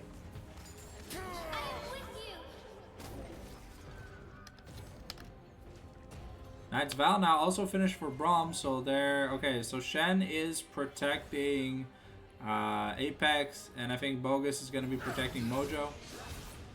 Okay, yeah, this charge used by Sanafun. Looking for an angle to play, but they don't have vision. But they have priority in the mid lane. And they have access to grubs. Are we just giving up a turret for free? It's an Aphelios. He can take turrets relatively fast. I mean, not with that set of guns, but I mean that was just a free inner turret because of a better rotation. But here, Sting looking to cut people off. Gonna blast Golem himself the wrong way.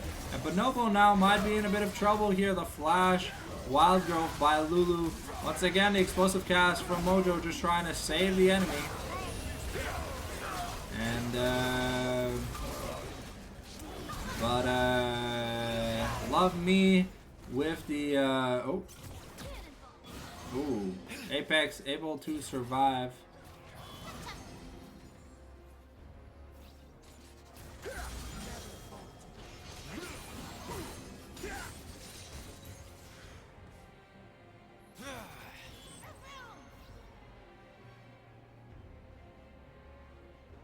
Tristana being denied from taking a faster recall means that they're going to be able to at least take this inhib.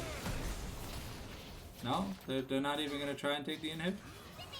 I guess Mundo's going to stay for it. The rest of the team's going to go to the Baron.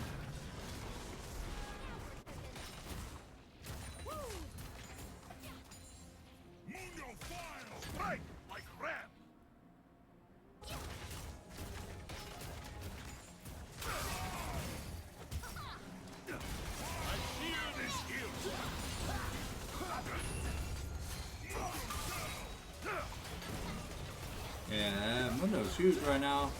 But, oh, the anti-heal working against Sigab, and Apex getting a pretty important shutdown.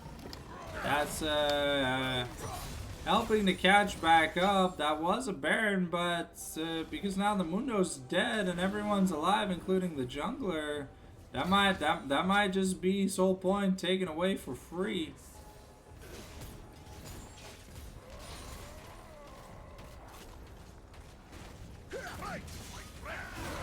Trying to get onto the Zinzal. The blue buff gonna be taken by Sting.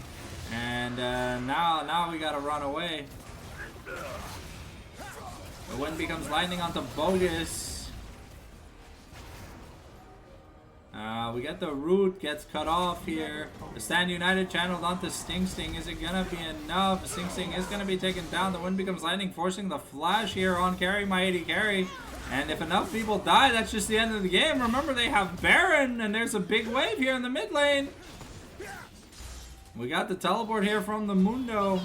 Working towards it, 400 stacks on the Heartsteel. And now we got to defend the base. We don't have our Trundle for 30 seconds. We don't have a Trundle versus a super minion Baron buffed up Malignance team. Nice 4-man stun. Carry my AD carry. Probably going to be taken to the Shadow Realm here. Bogus looking to die. And now Apex not going to have the damage to get stuff done. And Mojo just going to be taken down. Unfortunately, this weird wacky draft from the side of Loveless wasn't cool enough to take the W. And we're going to be going to game number 3 here. Oh, yeah. Tanky Mundo just getting stuff done. I mean, the Trundle was a good idea, but when the Trundle kind of just failed to get kills over and over and over and over again, I don't know how many attempts there were on the Mundo's life, but at some point you're just like, God damn, bro, what are we doing? As we wait for the third and final lobby.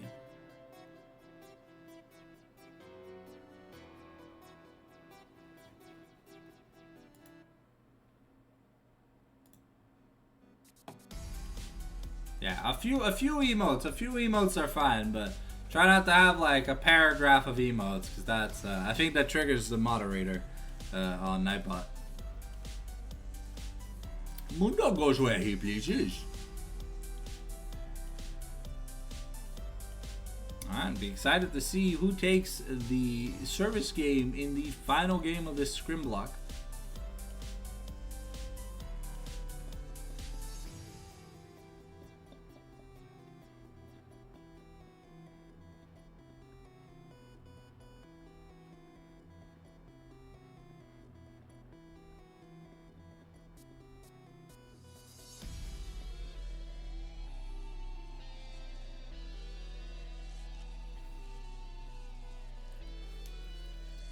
Alright, the custom lobby is open.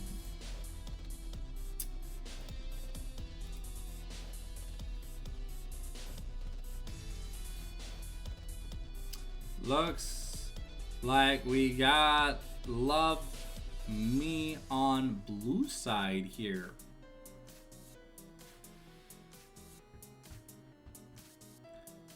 So we're gonna take We're going to take Loveless to red side, see if they have any more spicy picks for Game 3's draft. So the score is tied 1-1 in this grudge match. There was a lot more back and forth here in Game 2, but Game 1 was just a stomp by Loveless. It felt like from Champion Select, that game was just over in a heartbeat. I'm telling you guys, AP Amumu, AP Maokai ain't ever the way to go. When your team needs a tank, they gotta be able to be tanky. If they're not tanky,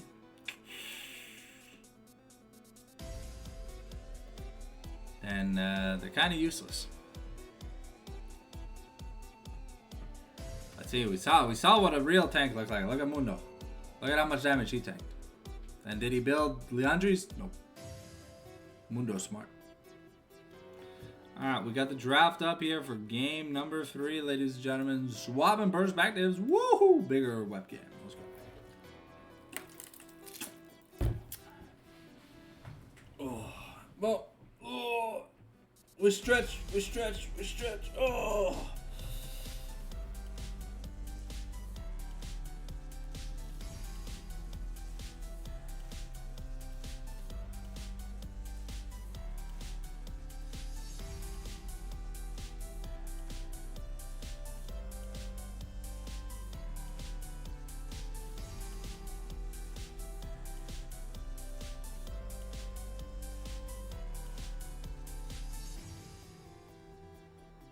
Ready check from Love Me already coming out. So now once Loveless confirms, we'll be getting into the Fearless draft for game number 3. I think it's soft Fearless. I don't know. Might be. Might be soft Fearless, might be hard Fearless, who knows. At their elo, it could more than likely just be hard Fearless. Alright. Alrighty, check confirmed here by the side of Love Me. We are just waiting on Loveless. We'll be able to get into the Silver Scrapes game, ladies and gentlemen. Alright, there's a slight time-based delay on the side of Loveless. Probably bathroom break or someone's AFK grabbing some water or a drink-a-dink-a-dink. Nerves on some players start happening sometimes when you get momentum game 1, you lose game 2 from faulty plays, and then game 3, you know, start becoming your own like worst nightmare, right? Doubt is a powerful enemy. Should always be confident when you're good to go. Alright, looks like the ready check from Loveless has come out, so let's see what we get here for the draft in game number 3 the second it starts. Let us filter Reno. These are the picks disabled. We're gonna see the Nefiri band once again. We've had Nefiri, Maokai, Jin/Corky from the side of Love Me. And it's always been Gwen, Seraphine, and something. But now the Tristana's been used up. So it might just be a Corky ban, right? We banned Corky here on the side of Love Me. No, we're going to be banning Hui. Okay. Signifies that... okay. We're going to ban Hui and Volibear just randomly. And to force Love Me to be able to get the Corky pick here. Okay. More than likely going to be Corky mid. Could be Corky bot lane, but more than likely going to be Corky mid. These teams have been... Oh my god. No! No! No! Why do we go back to this? Oh, I forgot this was a matchup. Oh, my eyes are bleeding, bro. My eyes are bleeding. This is such a boring matchup. But we got to see this jungle matchup in the LEC today. Yike versus Elyoya? Yeah, Yike versus Elyoya. And Lilia seems to be really good as a newer style counter pick into the Skarner. Just having enough mobility to kind of get in and out of Skarner's range, make it really hard for Skarner to pin the Lilia down. And because Lilia has access to true damage, doesn't really matter if the Skarner builds magic resist. He just gets things going. Okay, so it is Corki versus Smolder. I just had an aneurysm. If I die during the broadcast, thumbs up. Tell my mom I love her. Alright, okay, we got a little bit more interesting picks here in the bot lane. We got Varus versus potentially Lucian. Could that be hinting that we're going to be getting a Nami ban? I mean, Nami and Smolder is disgusting. Because the slow from the Nami procs on the Smolder Q. Which is stupid. But I don't think Smolder was a balanced champion. He was literally just a champion made to end games. Because he is Elder Dragon at like 20 minutes. Let's see what bans we're going to get. Because we used up the Karma. We used up the Lulu, the Renata. We used up a lot of enchanters. There's still a lot of available engaged supports. Plus the Seraphine's been permaban.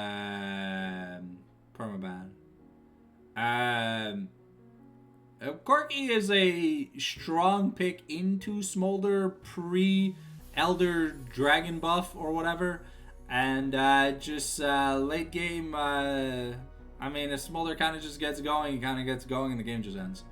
Okay, we're gonna be looking to take Dora, the Explorer Dora, off the table here for the pairing with the Lucian and the Smolder. It could also just be Lucian mid, as Lucian mid is a rather good matchup into Corki. Gonna be banning forms of engage to keep that Smolder alive. Though Love Me has been the team playing the enchanters, not the engagers, in the support role. So it's a little bit interesting. We're just neutering. We're neutering Loveless's engaged champion pool. Grandpa Bogus is support pool at this point.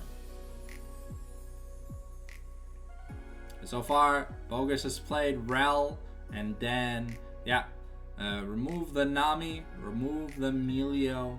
Things look fantastic. Because now, there's no real support you want to pair with the Lucian. I mean, you can always pair like an Alistar or something to have a bit of confirmed crowd control, or maybe a Thresh, but there's nothing like tier 0 that kind of stands out, you know? Because the Braum was used, the Melio's banned, the Nami's banned, the Karma was used, the Lulu's gone, the Renata's gone. Lucian, okay, this has to be Lucian mid, right? I'm more than likely thinking this is Lucian mid, Smolder Yuumi bot lane. But if it's Smolder Yuumi bot lane, that's pretty easy to dive. But we'll have to see. Because normally Braum is the answer into Lucian. But it was picked away last game. It was used up last game, so.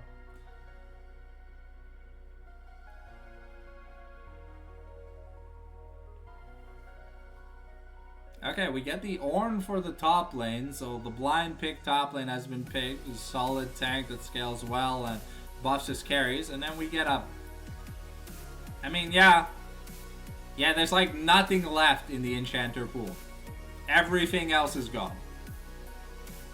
I mean, there's Janna, but this probably looks like an on-hit Varus.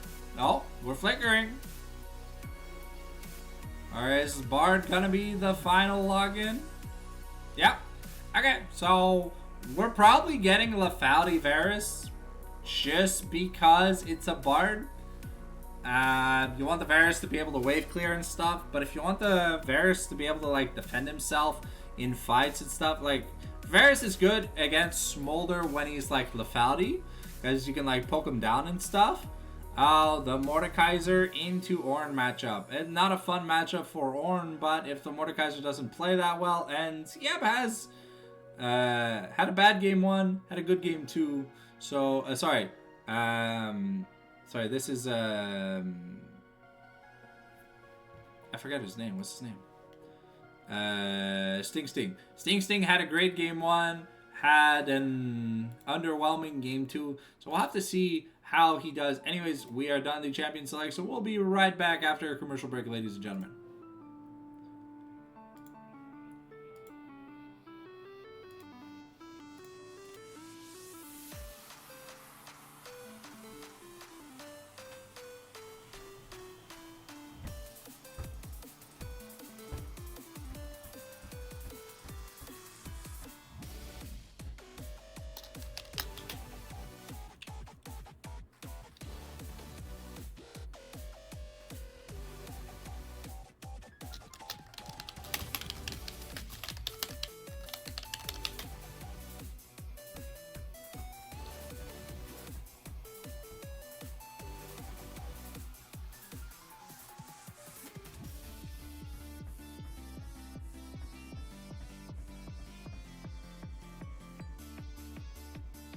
Pourquoi il y a une dissertation philosophique dans l'écran? I don't know.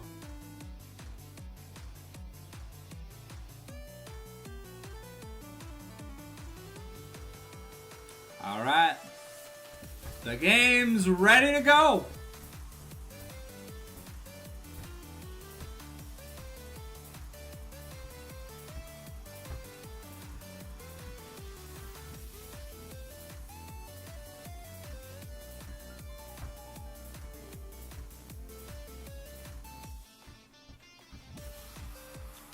Bam bam bam bam bam bam bam bam bam bam bam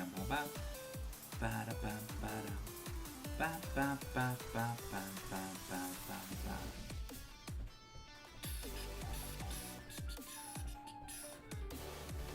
Normally a rework champion means they're stronger, but rework Yumi is way worse than pre-rework Yumi.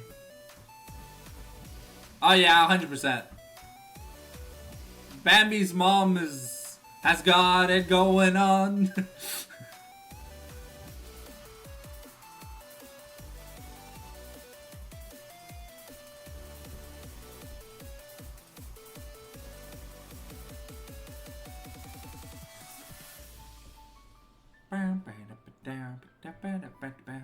Reminder, if you are enjoying the show, please drop a follow.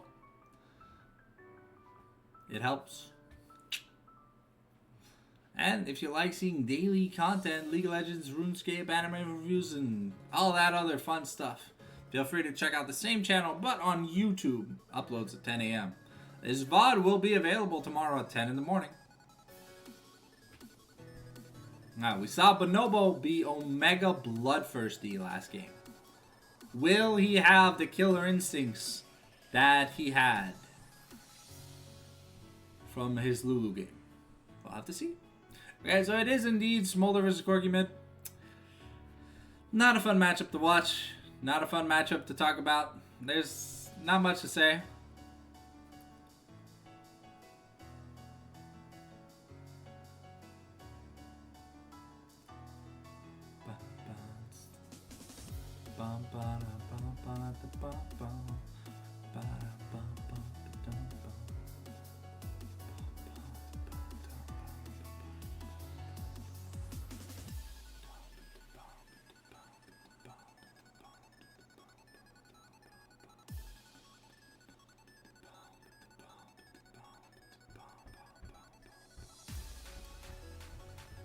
Welcome back from the ads, ladies and gentlemen.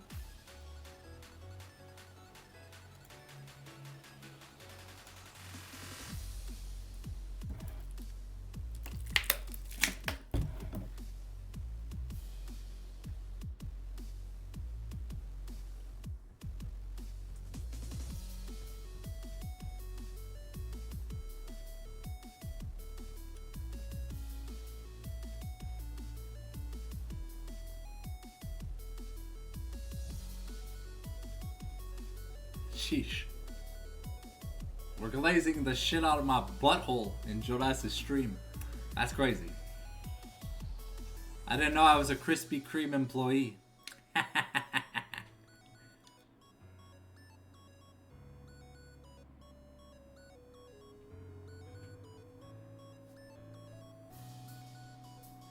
I don't know. Maybe some people like English League of Legends. That's how most of the world watches League of Legends. Oh, this is my casting outfit, so it's a hoodie. Super comfortable. It's like wool on the inside and stuff, so. Alright, let's get the screen transition going. Gonna be a black screen for a little bit, ladies and gentlemen, but it's not to worry. The game is loading. Do not worry about it. Alright, here we go. We got game 3, the skin roulette. Let's see what we got. The final game of this grudge match, Scrim Black. In game number 3, our skin roulette has... I think it's like 50 or 60 bucks. We got Choo Choo Orn, Earthrider Corky, Cosmic Hunter Varus, Elderwood Bard, High Noon Lucian, Cosmic Sincarner, and Lord Mordekaiser. I can send you the link after the stream if you want, Uno.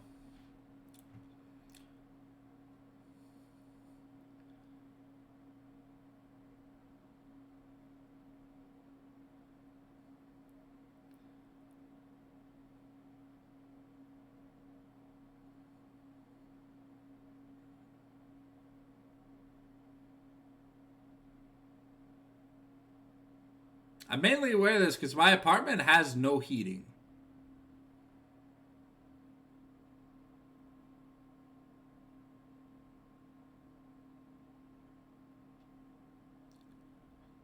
So it's just really warm and it's comfy. We love comfy t-shirts here. Comfy shirts, comfy hoodies. All right, and we got into the game. Snip, snip, snip, snip, snip, snip, snip, snip. So Mojo had a great game 1, a pretty decent to great game 2, and now let's see what he's gonna do in game number 3. He's been one of the quintessential players when it's come. I said zoom out. Thank you. He's been one of the quintessential players here, and ooh, this time we got Lulu with teleport. So we got 5 TPs. We got sustain versus damage in the mid lane. Hail of Blades, which means we're probably getting on hit Varus. No, Hail of Blades is lethality. 30 seconds until Because normally you just say lethal tempo because you build 4 attack speed items. Oh, we get the stun across the wall from the Cosmic Trespass. Sorry, the Cosmic Binding.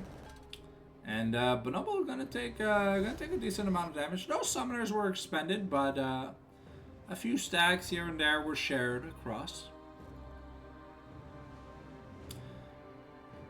Blue versus green for the jungle items, and we got finally a defensive start here from the side of Scab. He probably had a defensive start when he played Mundo, but didn't really matter. Alright. Yui has decided to make Lucian her besto friendo. Let's see if she's able to keep her besto friendo alive-o this game-o. Alright, so essentially, Lily and Skarner, power farmers, gonna look to trade a crab each, maybe get a gank in, but you won't see much of them till level 6. They're both they're both junglers that their ultimates are game-warpingly good.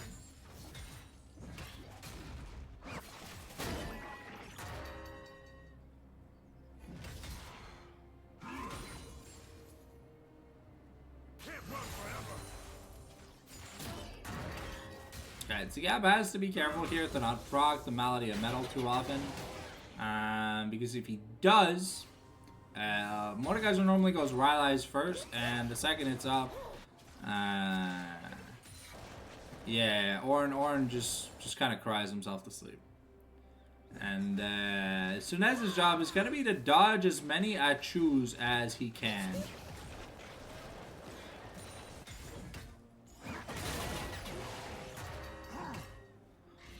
Scab trying to get the shove in as hard as he can here early on.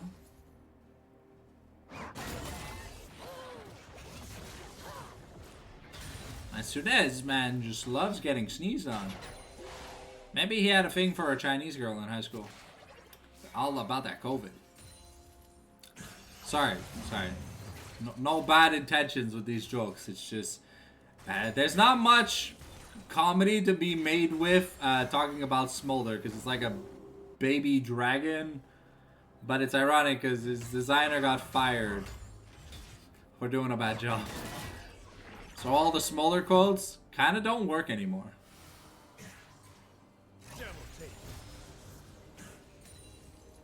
Alright, just standard farming. Lucian a little bit behind on CS here.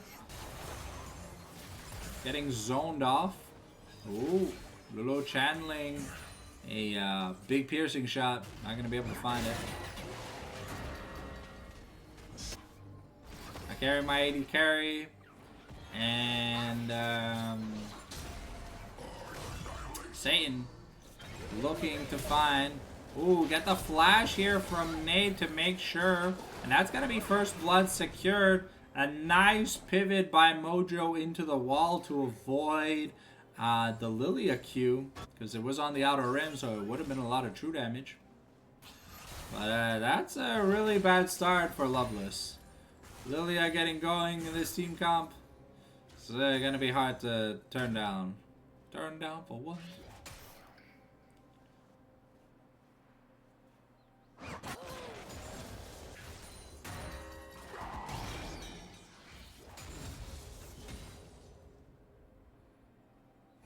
And surprisingly, more guys are down about a wave.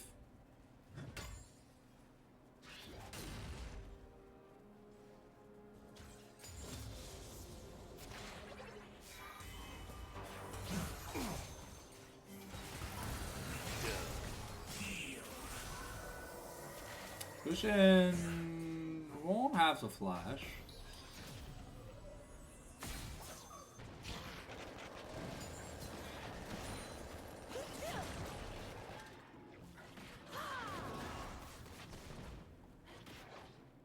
Oh, Corky might have to flash away. Yeah, Sunez taking a really bad trade. Mojo really starting to abuse him in lane though.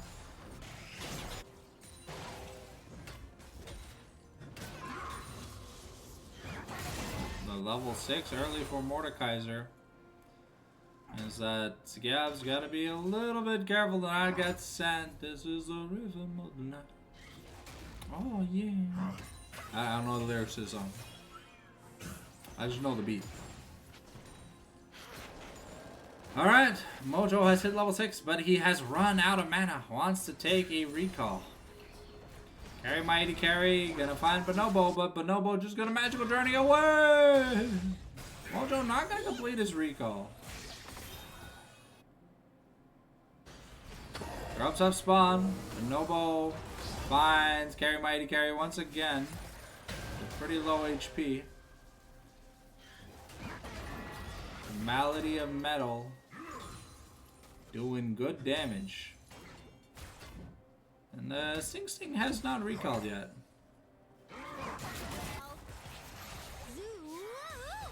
Now Lolo might be in danger. And yep, abandoned by their bard, Lolo greeds.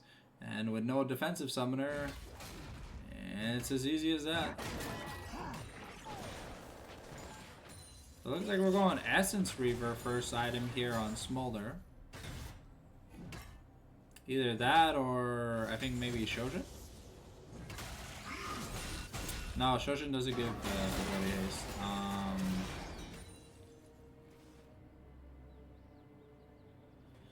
Looking at the money, no me. Orna's up about 2 waves.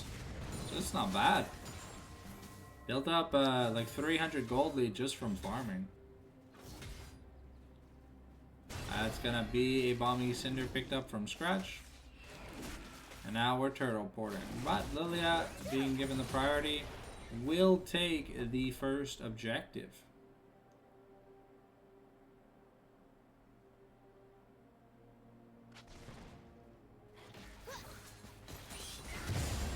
Oh, and that's a jungle camp steal. And Apex able to survive with just the barrier thanks to Yumi's exhaust onto Lulu.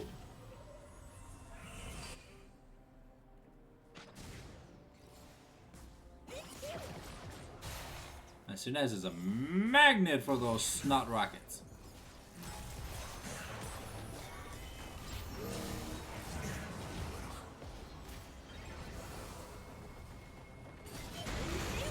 And now Sunez trying to get away from Mojo, but Mojo very low.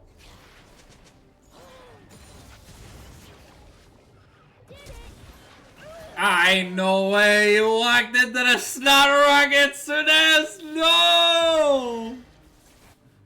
I think Mojo hasn't missed a single snot rocket since the start of this game. That's crazy. Because what is supposed to be Corky favored early is I mean, there's not much of a lead, but what is important with Smolder that you have to understand is he already has 80 stacks at 8 minutes. He has 10 stacks a minute. Because, unfortunately, Sunez is not dodging the skill shots. He's just letting it beat his ass. Okay, looks like Rylai's is indeed going to be the first item picked up. And, wow, that's another camp steal here from the side of Satan.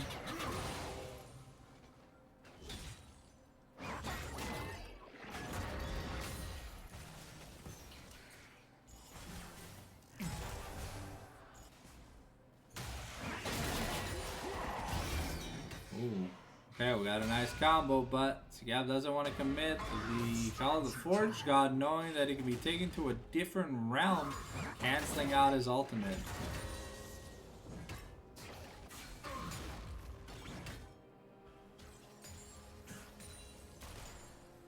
Yeah, Lulu not having a very good lane. Lucian off to a very good start.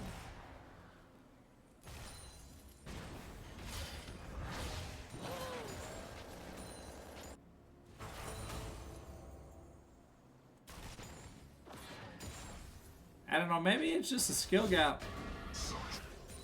Sometimes you have a good mid laner on your team, sometimes you don't. It just happens, it's the law of the jungle.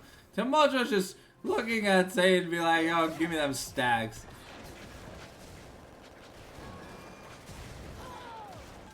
Wow. So that's getting taken down to like nada HP. Alright, Mom being called out to clear the wave.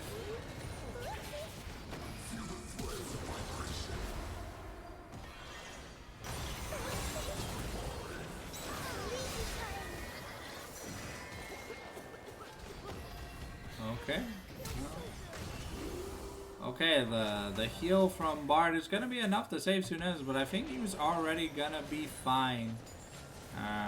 Unfortunately, Smolder not getting that much peel. Essence Reaver in the books though. We're trying to catch out carry Mighty Carry, but not much is gonna get done with that. Okay, Bonobo, bloodthirsty as ever, taking a third plate for himself.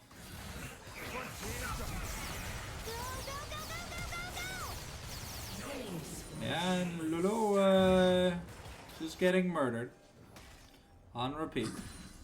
This feels like game one all over again.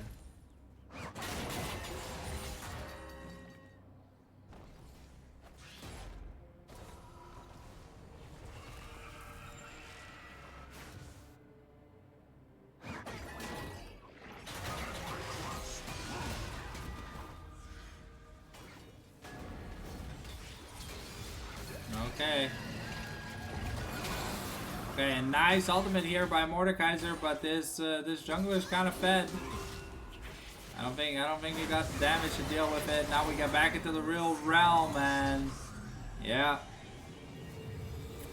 And unfortunately, Mordekaiser the only one not really getting his job done.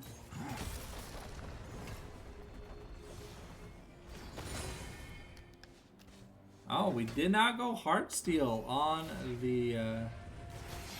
Oh. Wow. Okay, Lulu using the teleport just to get back to her turret while already in lane. That's a feels bad man moment. Getting caught with your pants down at every opportunity this game. Love Me has got some review to do. Hopefully they find this VOD useful.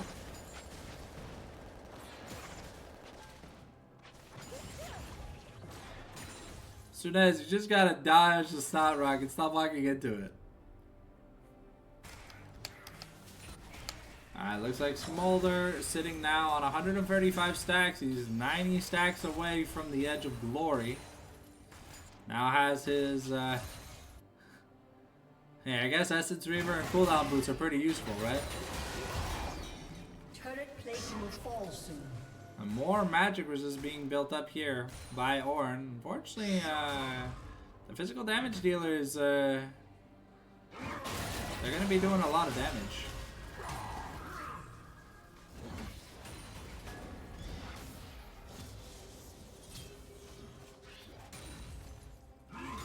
And yeah. Alright. We've got it's 2-1 in objective scores. Sleepy time. Proc onto the jungler, and Carry My AD Carry gonna be able to secure that objective. Mom coming through, but Carry My AD Carry just gonna get melted. And now Apex getting sent to the slaughter. Oh wow. Okay, that was a best friendless Yumi, and we just let her get away scot-free. But yeah, no, Lucian putting the damage in.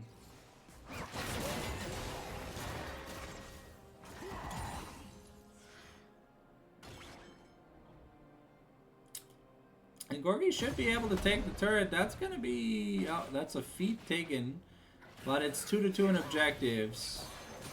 So it's the next objective takes it, because red team got the feats of warfare. And the turret taking feat was taken by blue team. So we're tied 2-2 in objective. So this Herald that's coming up in 30 seconds is going to be quintessential. So whoever gets it wins the feats. And the feats have been pretty decisive this game on who gets to do what.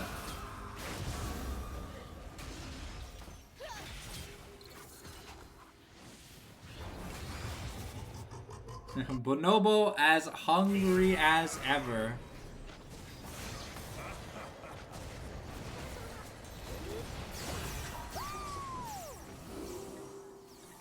The Yumi healing is a little bit insane. Mikhail's still available for use, but it looks like the feats of strength are just going to go to the way of Love Me in game number 3. Mordekaiser are not really able to leave much of a mark.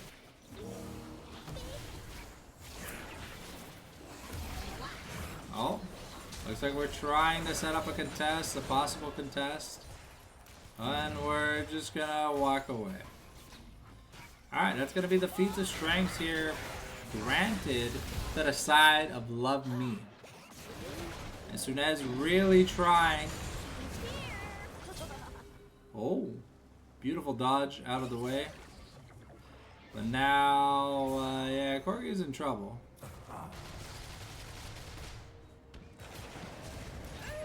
And that's a juicy shutdown given to Apex, who was already miles ahead of his competition.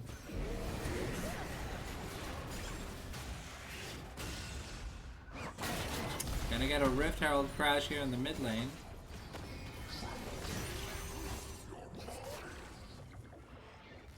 And it's gonna crash in the inner turret. Wow, okay. Yeah, I'm not a fan of, yeah. Lethality Varus versus 2 tanks, yeah. It's the Hansama not building armor pen at internationals all over again.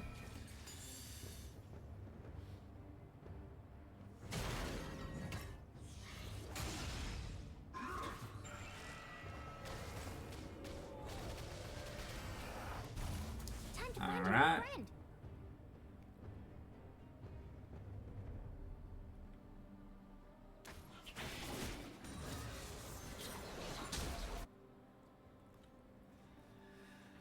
Alright, while we wait on this Dragon Soul Point to spawn here for the side of Loveless. Mojo is 23 stacks from being fully online.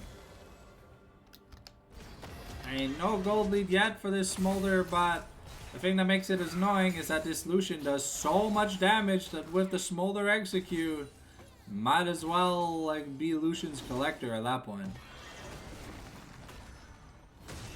but there's still hope. Even though the bot lane here for Love Me has been missing in action most of the series. This Fed Lilia and this Stronghorn should be able to build up a good front. It sucks that Bonobo keeps taking all the kills. He really has to stop doing it. Alright, it's a Swift Rift. Mobility is king. But it looks like we're going to give up this dragon here on the side of Loveless. Just to...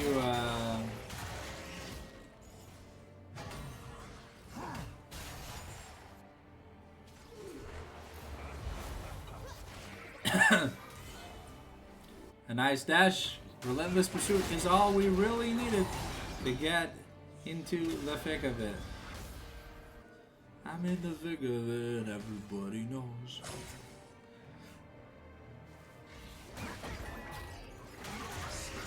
I came to ski, when I showed up it froze. Alright, Otagon looks like it wants to spawn bot lane. We've had a decent amount of action, but is it enough action? It is enough action. We are now 3 stacks away from being online. And the Ornn is sitting on 2 items though, so he's kind of fat.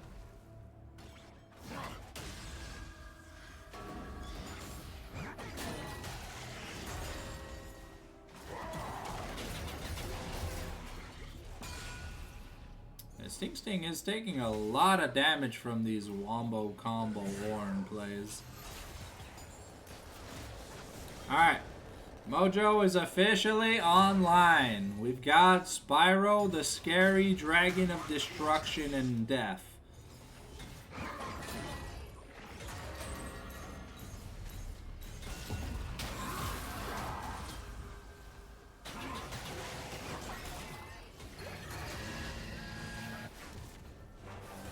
Okay, Bonobo looking to get some damage on carry, mighty carry, but can't even pop the shield. Mojo here going to be taking the blue buff, has a recall, has got his Shojin, and is ready to get the ball rolling. That turret is not going to last long. One more nudge and it's dead. Okay, the flash here forced away by Sting.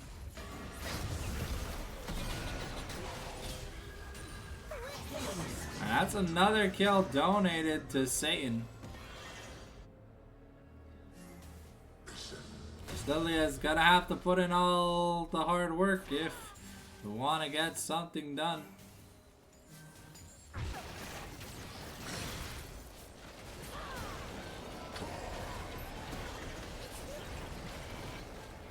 Now Sunez is running it down at the speed of sound, finding his opponents and giving the money.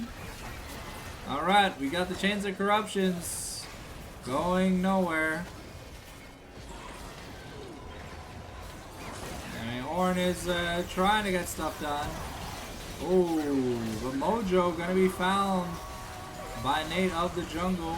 And Mom gets summoned to nowhere, but red team, Carry My 80 Carry, able to steal the Otacon. Well, secure the Otacon. Sigab gonna go down in flames here though, and Mojo might just die, but Nate might be in danger too, but Sting is gonna get taken down, and this Lilia is just popping off. And that's a triple kill. That's a quadra kill for Lilia. And that's gonna be enough.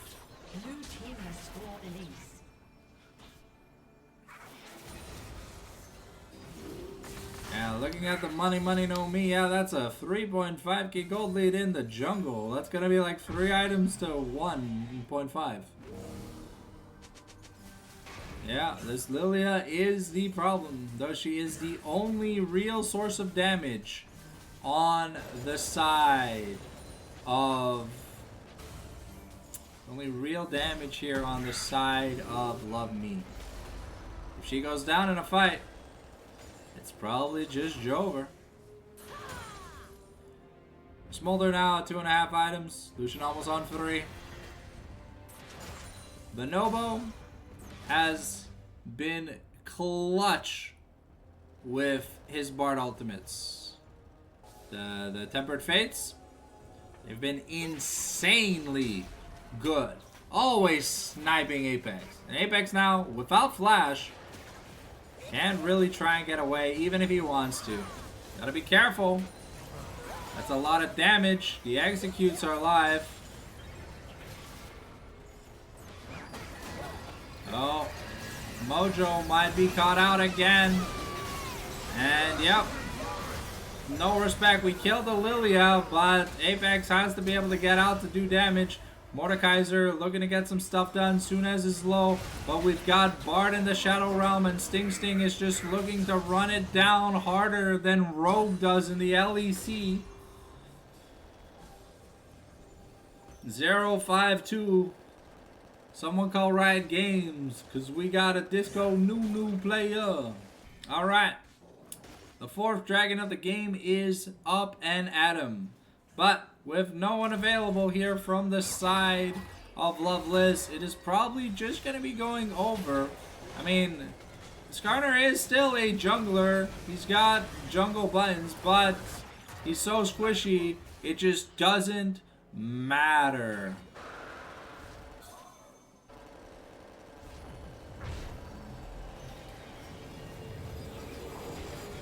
And yeah, now the Drake score tied up 2-2. There are objective bounties available here for the side of Loveless.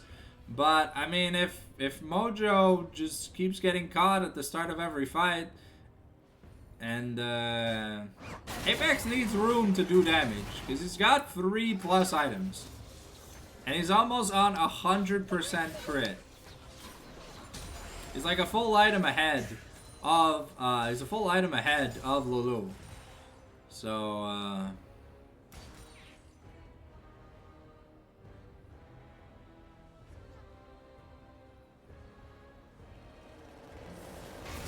Sting caught once again. Oh, takes Sunez into the Shadow Realm. But this time, this Mordekaiser's looking strong. But Bonobo gonna have the power to win the 1v2.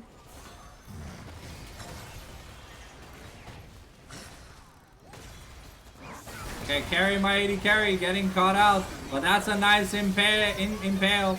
We've got the Call of the Forge God. But where's the damage? Mojo getting isolated, getting hit by the Tempered Fate, and yeah, well, there's not much that Loveless can do if they just keep fighting divided fights. Like, Smolder died with his ultimate while they were all in a corridor. That could have been an insane amount of damage. And Lucian, unfortunately, threw the entire culling into Tsigab, but yeah, Tsigab is like 400 armor, so he doesn't care.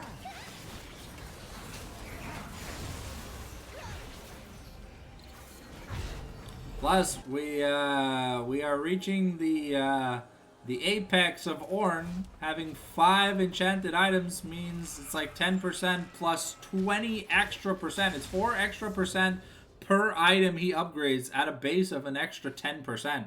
So I'll have 30% extra stats from all sources, which is a little bit insane in the membrane if you think about it. Skarner just building magic resist, but I mean, this Corgi and this Varus, they still do physical damage, and Lilia has access to a decent amount of true damage. So not much survivability here on the side of Loveless. The Yuumi, to be fair, proving quite useless. There you go. The last ornament is being built. We got Dead Men Walking for Bonobo. Might as well be Dead Men Walking. He's taking all the kills. 3, 1, 11, a 14 KDA on a support. Man's insane. He's so bloodthirsty. Well, it's great to see supports have initiative. He's like, my carries don't want to take kills. Fine, I'll carry. Now he's even building like a wit's end on Bard for that DPS check. Okay, we got a sleepy time. And now Mojo forced the flash away, but burning down. Apex here, all alone fighting. There's a beautiful ultimate, but there's no room to fight. Carry Mighty Carry just getting taken to the Scorpion Donor Kebab Shop. And now we've got Mojo with some damage, but it kind of took too long to be useful. And now he's getting hit once again by the bowling ball of doom. We got a charge shot coming in, and Mojo might just be dead, but no, he can swerve into the Nexus. Now, the last of the Nexus turrets are gonna be destroyed. It's a 5v3. Mordekaiser is about, yeah, Mordekaiser's sent to the Shadow Realm with that. And this is gonna end this scrim block. And yeah, love me proving that they're not washed. They may have thrown game one for fun, but they showed that when the nitty gets that gritty, they can get to the end of it. So, as always, shout outs to Jodas for the collab stream. It was a lot of fun. Yeah. We'll be live Wednesday with what's going on Wednesday? I think it's a GGL match. We've got DME Flextra versus Love It. Wednesday 7:30 p.m. It'll be a lot of fun. So thank you guys for watching and hanging out. The VOD will be available tomorrow at 10 a.m. on the Fallen Sanctum YouTube channel if you feel like watching in its entirety for the English perspective. And yeah, we'll see you Wednesday evening for another collab stream, ladies and gentlemen. Thanks for watching. And I'll peace out from my end. Take care.